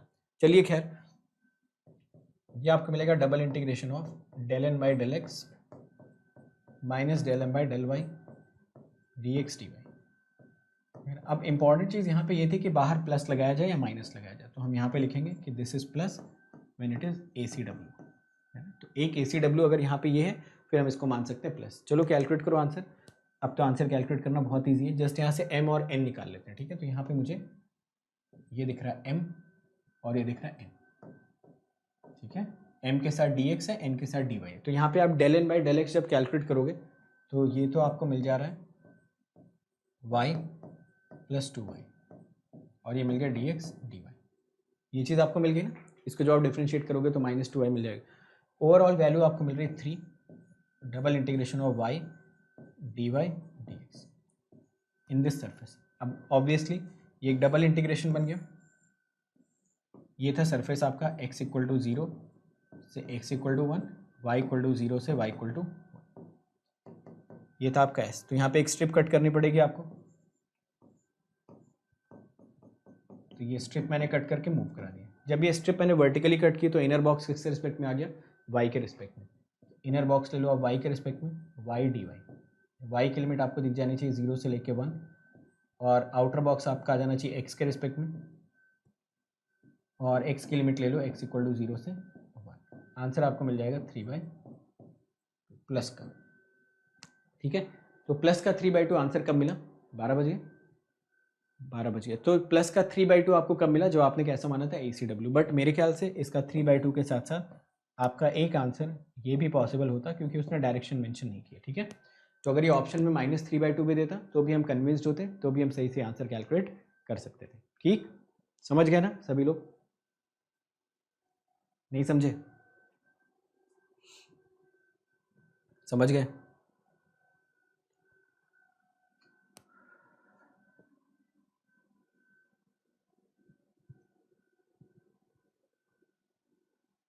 समझ गए ना, ठीक, बोथ आर पॉसिबल, बिल्कुल सही बात है। चलिए चलते हैं अगले सवाल की तरफ। ये रहा आपका अगला क्वेश्चन। ये क्वेश्चन तो आप होमवर्क ले लो, इसमें कुछ नया नहीं है। ये क्वेश्चन तो क्लास में ही किया था।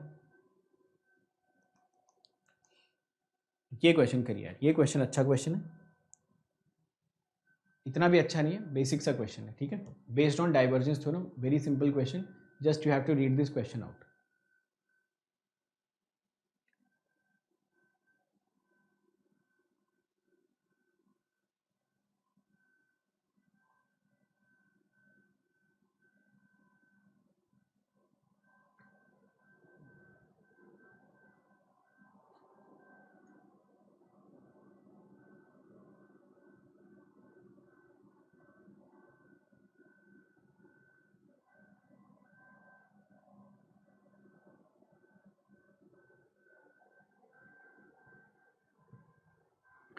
चलो आराम से टाइम ले लो, टाइम ले लो और टाइम लेके इस क्वेश्चन को अटेम्प्ट करो।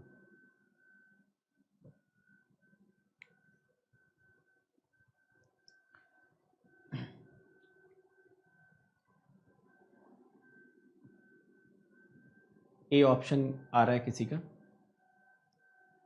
Which is correct I think. 3/4 यहाँ से आ जाएगा, 4/3 यहाँ से आ जाएगा, रेडियस 1 दे रखा है। हाँ, पाई आंसर शायद आना चाहिए। ठीक है, शायद पाई आ जाना चाहिए, चेक कर लेते हैं, फिर भी मुझे चेक करना पड़ेगा।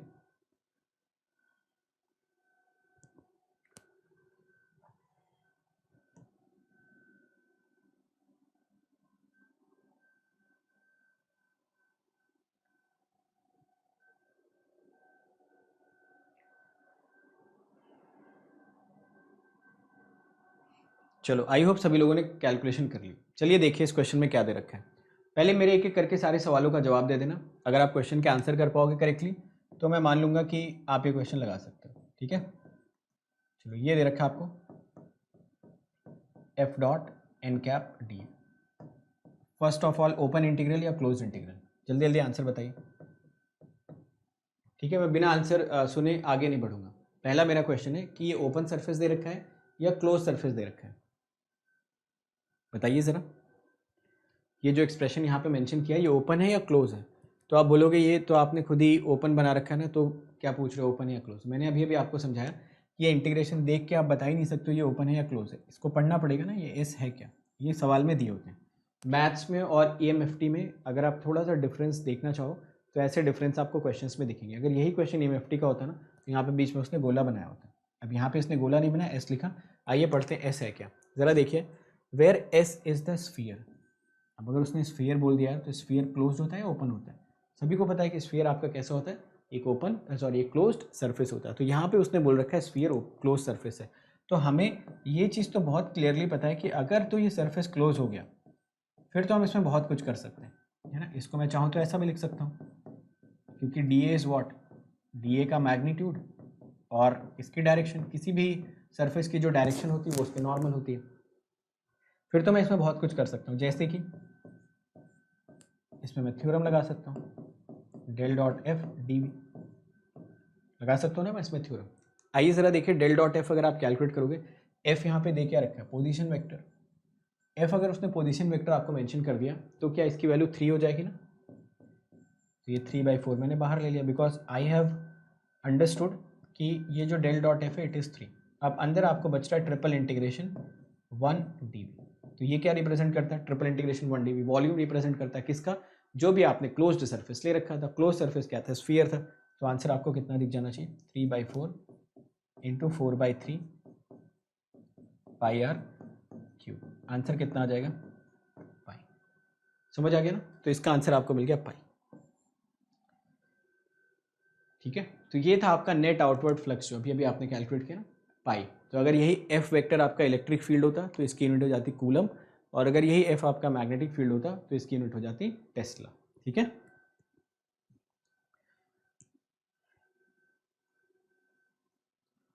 तो चलो अगला क्वेश्चन, इसको कर लो, x² + y² = 1। ठीक है, क्वेश्चन में दे रखा है, पूछा है लाइन इंटीग्रल। तो मैं यहीं पे लिख देता हूँ आपके लिए क्वेश्चन, जिनको दिख नहीं रहा होगा। ये पूछा, सी मेंशन कर रखा है, x² + y² = 1। ये मेंशन कर रखा है सी में।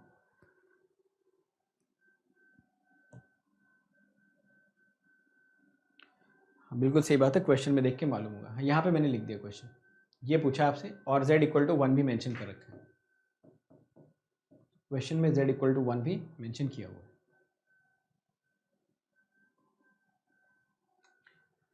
आंसर, ये क्वेश्चन मैंने इसलिए लिया ताकि आपको ट्रांसफॉर्मेशंस वगैरह में समझा सकूं, जो कि आप पहले भी सीख ही चुके हो।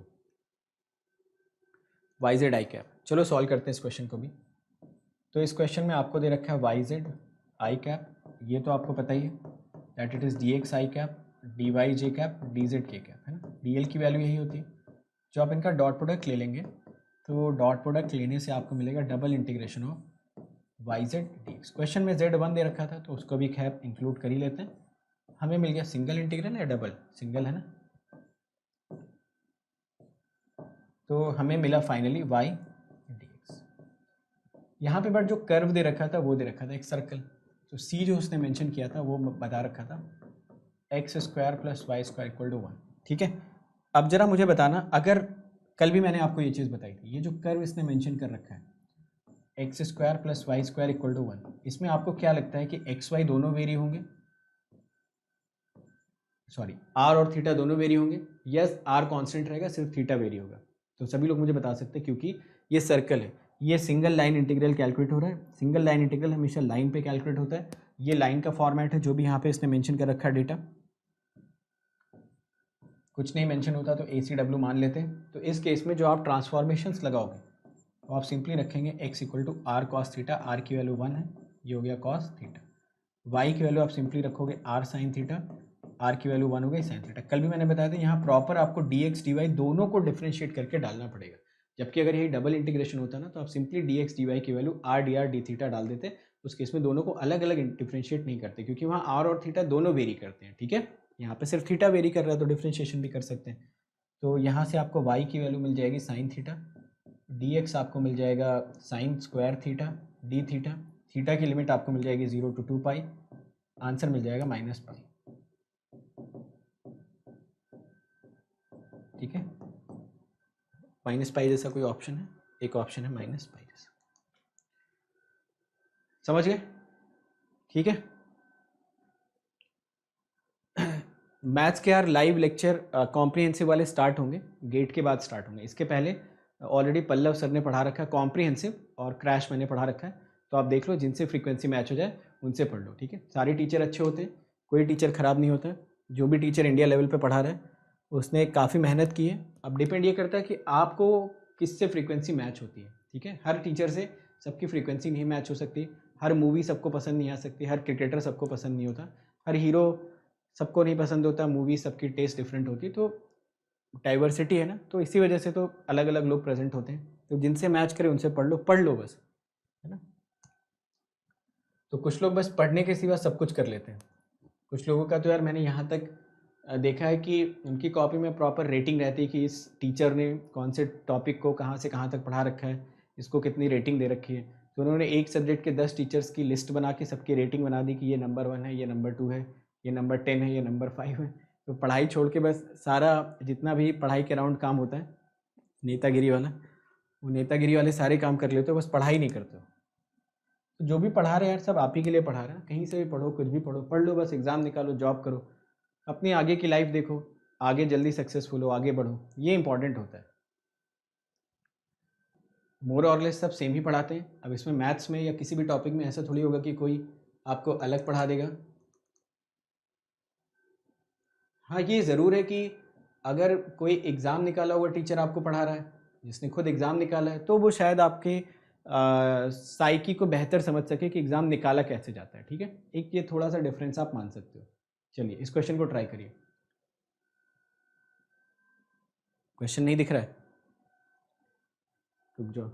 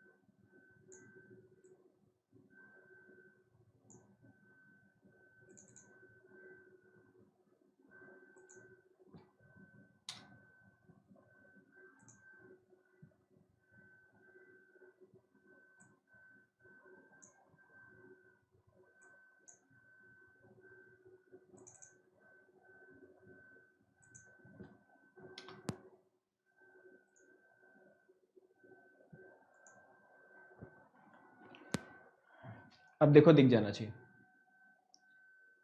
अब ये क्वेश्चन आपको दिखना चाहिए क्योंकि ये क्वेश्चन इंपॉर्टेंट है, ये क्वेश्चन करना काफ़ी ज़रूरी है। मेन क्लास में भी ये क्वेश्चन करवाया था मैंने, तो इस क्लास में भी करेंगे।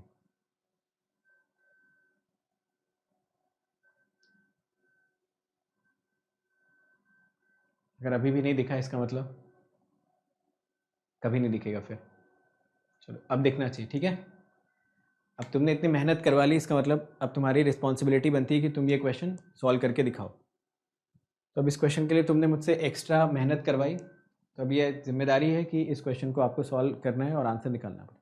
बिल्कुल सही बात है यार, किसी ने बड़ा अच्छा स्टेटमेंट आर्यन राज ने लिखा, इन्वर्स स्टोक्स थ्योरम। यार वेरी गुड यार, है ना, आपने मुझे खुश कर दिया जिसने भी इन्वर्स स्टोक्स थ्योरम लिखा।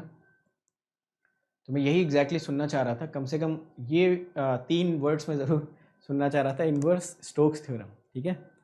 3 वर्ड्स का नाम सुनते ही आप लोग कुछ और मत बोल देना। मेरे कहने का मतलब है कि ये 3 वर्ड्स जो आपने बोले ना, इन्वर्स स्टोक्स थ्योरम, ये से सुन के मुझे काफ़ी अच्छा लगा। चलिए इस क्वेश्चन को सॉल्व करिए, आंसर निकालिए। Del cross F dot d S दे रखा है, जेड ग्रेटर देन 0 दे रखा है। एक वर्ड वैसे मैं और सुनना चाह रहा था, एक वर्ड में और सुनना चाह रहा था इन्वर्स स्टोक्स थ्योरम के साथ साथ एक, अगर कोई मुझे रिम भी बोल देता ना तो सोने पे सुहागा हो जाता, ठीक है। तो अगर ये 2 वर्ड्स आप बोल देते तो मैं काफ़ी खुश होता। चलिए खैर आंसर निकालिए।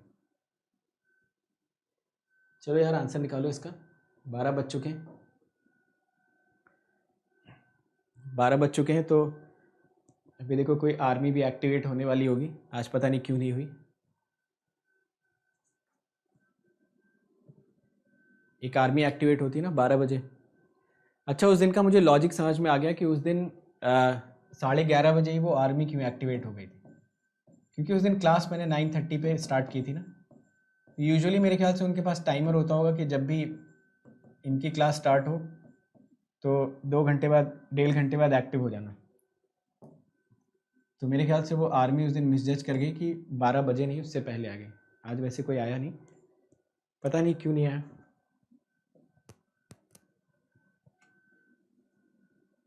ठीक है, तो कॉन्सेप्ट ऑफ रिम और इन्वर्स स्टोक्स थ्योरम मैंने एक बड़ा इंपॉर्टेंट कॉन्सेप्ट बताया था आप लोगों को। ज़रा देखिए इस क्वेश्चन को और ध्यान से समझने की कोशिश करिए। ये क्वेश्चन में दे रखा है आपको vector F z a x cap x y cap y a z cap. इस क्वेश्चन में एस रिप्रेजेंट कर रखा portion of the sphere but z equal to 0 के ऊपर वाला पोर्शन। ठीक है, तो अगर आप जेड इक्वल टू 0 के ऊपर वाला पोर्शन देखोगे तो ये आपका हो गया x y z, x y Z.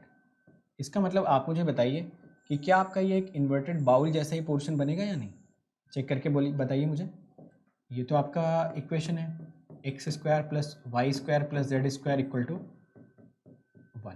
ठीक है, तो ये मिल गया x square plus y square plus z square equal to 1।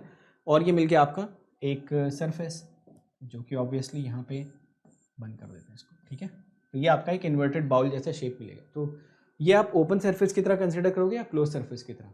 तो ऑब्वियसली इसको हम लोग तो ओपन सरफेस की तरह ही कंसिडर करेंगे क्योंकि पूरी तरीके से क्लोज नहीं है। इसका मतलब ये जो सवाल इसने मेंशन कर रखा है ना, ये जो क्वेश्चन इसने मेंशन कर रखा है, इस क्वेश्चन में इसने आपको काफ़ी हद तक ट्रैप करने की कोशिश की है कि ये आपको दे रहा है del cross F dot d S, but ये एस ओपन है।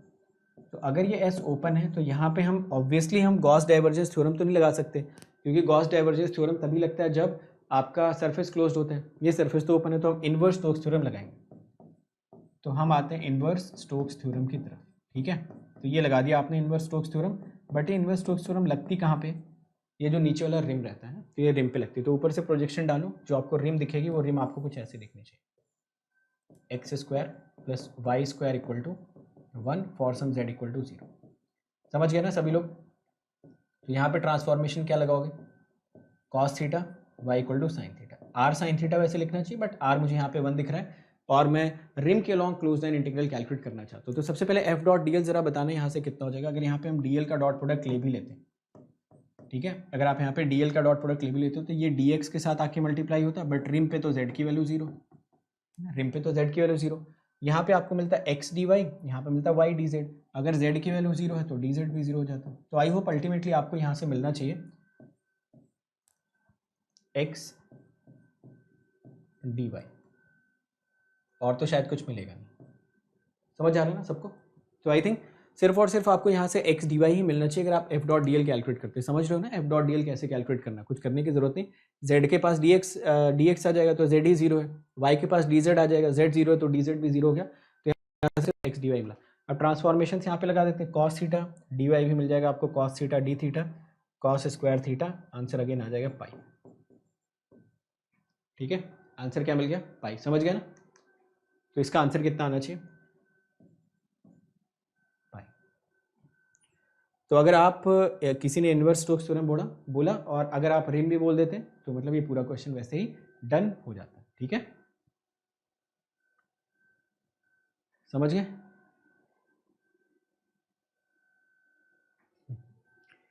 Sequence of calculus and other important in class 11th, मतलब आप क्लास 11th में हो और आपने क्लास 12 भी कंप्लीट कर लिया।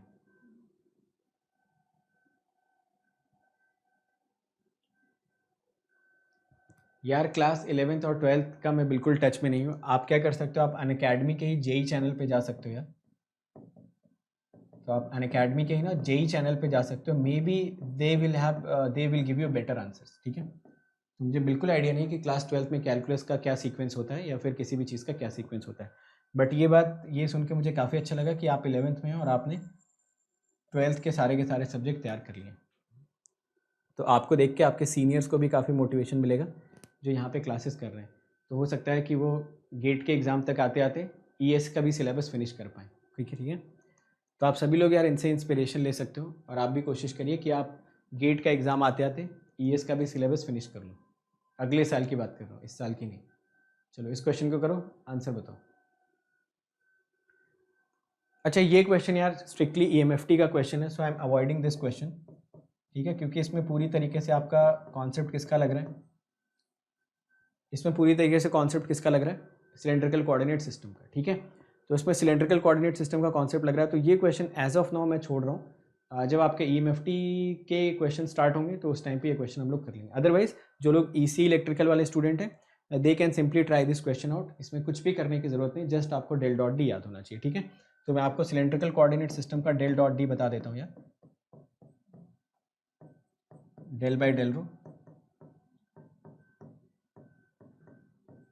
1 बाई रो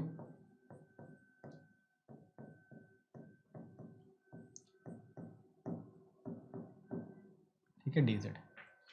देखो होता क्या है कि क्या क्वेश्चन में अगर नेगेटिव z के लिए होता,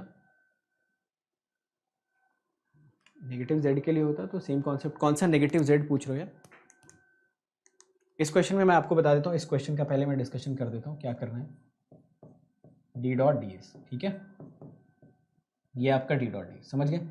तो इसको क्या करूँ, triple integration del dot D D, ठीक है। डेल डॉट डी मैंने बता दिया, डी वी की जगह पे क्या पुट करना, rho D phi D Z, ठीक है। तो इसलिए मैंने बोला ना थोड़ा इसमें EMFT का फ्लेवर है, तो जो लोग EC इलेक्ट्रिकल वाले हैं वो इतने हिंट से भी कर ले जाएंगे। डेल डॉट डी का ये फॉर्मूला बता दिया मैंने, ये डी वी बता दिया, जस्ट आपको पुट करना है, बाकी सब कुछ इसने मेंशन कर रखा। रो कहाँ से कहाँ वेरी करेगा 0 to 1, जेड कहाँ से कहाँ वेरी करेगा 0 to 5, फाई कहाँ से कहाँ वेरी करेगा 0 to 2 पाई, ठीक है। बाकी ब्रांचेस के लोग इसको छोड़ सकते हैं, ओके। वैसे है ये मैकेनिकल का क्वेश्चन, स्टोक्स थ्योरम में माइनस जेड के लिए दिया होता, मतलब मैं समझा नहीं। अच्छा जेड लेस देन और इक्वल टू 0 के लिए अगर मेंशन किया होता, देखो अगर इसमें सेम चीज़ वो जेड लेस देन और इक्वल टू 0 के लिए मेंशन कर देता, मैं आपको बता देता हूँ। वैसे तो ये क्वेश्चन में एक लाइन मिसिंग है, वैसे तो इस क्वेश्चन में एक लाइन मिसिंग है। जब भी ऐसे इनवर्स स्टोक्स थ्योरम वाले क्वेश्चंस आते हैं ना, तो वहाँ पे वो आपको बता देता है कि आपको जो सेंस ऑफ रोटेशन लेना चाहिए वो कैसा लेना चाहिए, वो बता के देता है। बट जब भी क्वेश्चन में मेंशन नहीं किया हो, आप हमेशा sense of rotation anti clockwise लेना, ताकि जो आप यहाँ पे लिमिट लगाते हो ना, कहाँ गया क्वेश्चन, इसका सोल्यूशन कहाँ गया, हाँ, ताकि जो आप यहाँ पे थीटा की लिमिट लगाते हो ना 0 to 2 पाई, वो आप ठीक ठीक लगाएं। तो जनरली जब ऐसे क्वेश्चंस आते हैं ना, तो कभी कभी आप देखोगे बुक्स वगैरह में वो लिखा होता है that sense of rotation is clockwise, sense of rotation is anti clockwise. अगर ऐसा मेंशन किया है तो लिमिट चेंज, जैसे सेंस ऑफ रोटेशन क्लॉकवाइज होता तो हम -2 पाई से 0 ले जाते, समझ गए ना, सॉरी 0 to -2 पाई ले जाते, मतलब कहने का मतलब आंसर -पाई लेके आते। बट जब तक क्वेश्चन में कुछ मेंशन नहीं किया तो सेंस ऑफ रोटेशन आप हमेशा कैसा ले लेना, एंटी क्लॉकवाइज। समझ गए ना सभी लोग, सबको पॉइंट समझ में आ गया, everyone is understanding these concepts. तो चाहे वो आपका स्फीयर नीचे होता ना चाहे ऊपर होता, उससे कोई फ़र्क ही नहीं पड़ता, आपको बस सेंस ऑफ रोटेशन का एक इन्फॉर्मेशन क्वेश्चन में एक्स्ट्रा चाहिए। जब वो मेंशन है तो अच्छी बात है, अगर नहीं मेंशन है तो क्या करोगे, एंटी क्लॉकवाइज मान लो। तो हम लोग किस क्वेश्चन पे थे, हाँ इस क्वेश्चन पे। तो ये स्ट्रिक्टली EMFT का क्वेश्चन है, so I avoided this question.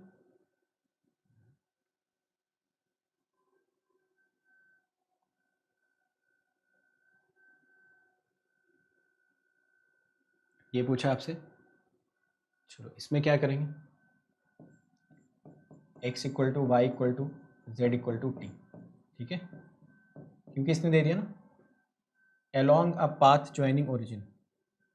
अच्छा इसमें भी मेंशन नहीं किया, तो इसमें भी वही चेक करना यार, कंजर्वेटिव वगैरह चेक करना, आंसर निकाल लेना, ठीक है। ये पुट करोगे इसमें तो ये सिंपल सा एक्सप्रेशन बन जाएगा, 2t³ 2t³ 4t³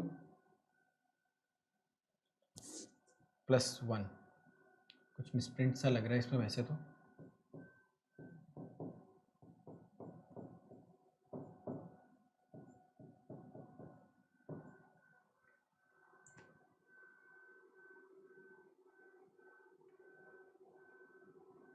दो आ रहा है क्या आंसर, चेक कर लो, वैसे तो 2 आना चाहिए बट आई डोंट नो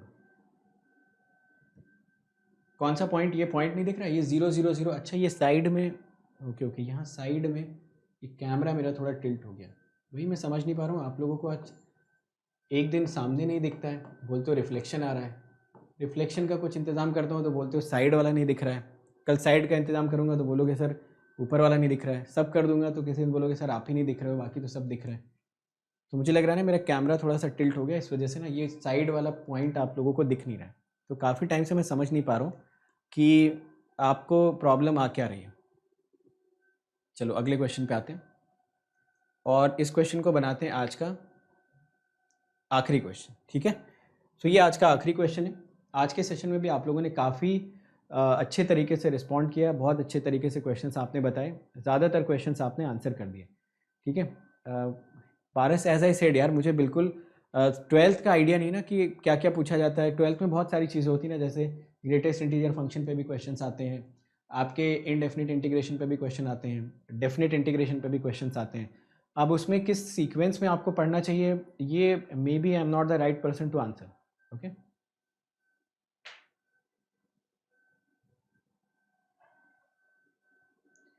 यार मुझे बिल्कुल आइडिया नहीं फिजिक्स ओलंपियाड का। अच्छा ये क्वेश्चन भी नहीं दिख रहा है।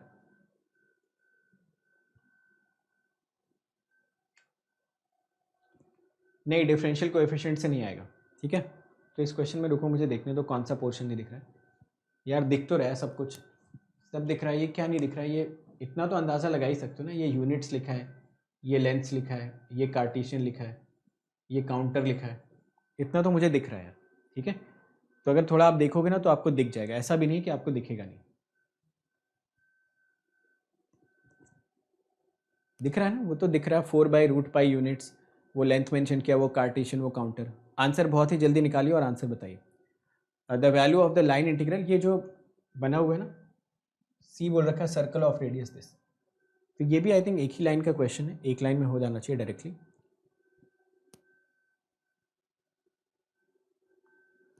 अच्छा ये सब फालतू का डेटा दे रखा है, तो ये वही है जो आप सेमेस्टर वगैरह में लिखते हो, ठीक है। तो आप लोग भी कभी आगे चल के प्रोफेसर्स वगैरह बनोगे, अगर आप भी कभी आगे चल के प्रोफेसर वगैरह बनोगे, और मान लो आपने आईटी वगैरह निकाल लिया, पीएचडी कर लिया, बट आपके अंदर से वो बीटेक वाला जो एक फेज़ है वो थोड़ी जाएगा। तो आप भी कभी अगर क्वेश्चन बनाओगे तो आपने सोचोगे कि यहाँ तक तो यार बना ही दिया, कुछ लिखने का मन कर रहा है, तो ये सब लिख डालोगे। अब ये सब देखो, क्या i cap j cap are the basis vectors x y Cartesian reference in evaluating, तो ये किसको नहीं पता यार, ये तो सबको पता है। तो मेरे ख्याल से जब ऐसा कोई क्वेश्चन बनाता होगा तो उसने ज़रूर किसी प्राइवेट कॉलेज से बीटेक करता होगा वो, और जब यहाँ तक क्वेश्चन बना चुका होता होगा वो, फिर सोचता होगा यार अब कुछ ना कुछ लिखने का मन कर रहा है, बहुत टाइम हो गया लिखे हुए, फिर ये फालतू की चीज़ें उसमें भर देता है वो। चलो देखो यहाँ पे क्वेश्चन में आपसे पूछ रहा है F.dl, ठीक है। क्वेश्चन में पूछ रखा है कि C is the circle of this radius, आपको यहाँ से कैलकुलेट करना है दिस डेल क्रॉस F, ठीक है, डॉट ds, फाइन। तो आई थिंक ये F.dl से भी डायरेक्टली हो जाना चाहिए था आई होप, और यहाँ से भी, दोनों जगह से आपको आंसर मिल जाना चाहिए था। ज़रा इसका डेल क्रॉस F कैलकुलेट करिए। जब आप इसका डेल क्रॉस F कैलकुलेट करोगे, ये आपको F दे रखा है y i cap plus 2x j cap, ठीक है। तो यहाँ से आपको इसका डेल क्रॉस F कितना मिल जाएगा यार,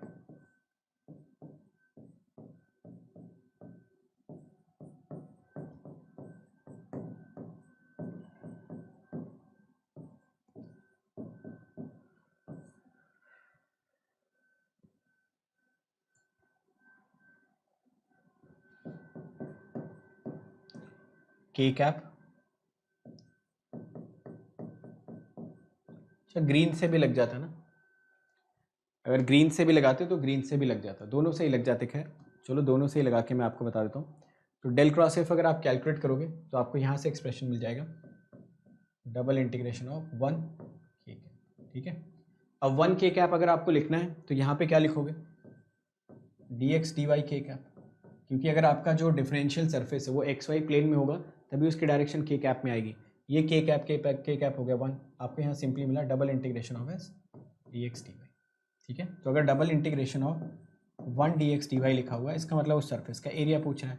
सरफेस का एरिया मतलब पाई आर स्क्वायर का मतलब 16/पाई, आंसर आ जाता है 16, ठीक है। सेम क्वेश्चन आप ग्रीन से भी कर सकते थे यार, मैंने स्ट्रोक्स लगा दिया, थोड़ा लेंदी हो गया, बट अगर आप ग्रीन से लगाते हो तो ग्रीन से भी डायरेक्टली आंसर कर सकते थे, ठीक है। ग्रीन से क्या करते, इसी को लिख लेते हैं।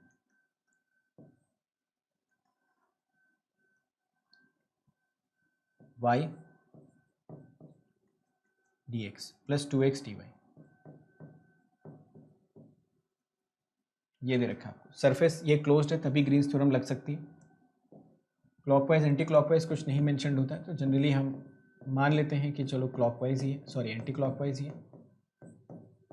dx dy, यहाँ से भी अगर आप आंसर कैलकुलेट करते हो तो आपको मिलता है double integration of 1 dx dy, pi r square लिख देते हैं इसको, आंसर आपको मिल जाता है 16। ठीक है, चलो यार फिर आज का सेशन यहीं पे करते हैं हम लोग ख़त्म। It's time to experience something glorious. Unacademy Combat. Compete, crack, conquer. A challenging gate contest engineered to give you an experience like none other. where you put your knowledge to test. and battle it out with a test. To bring out the best in you, Unacademy Combat is the most competitive, gamified contest for gate till date, with the best of the questions by best educators. With detailed video solutions from top educators right after each contest. Combat live with peers to get real-time rankings and win big. Participate in every contest to improve your ratings.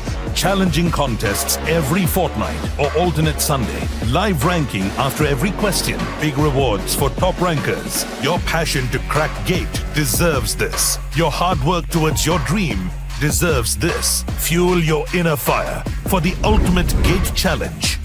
Unacademy Combat. Register now.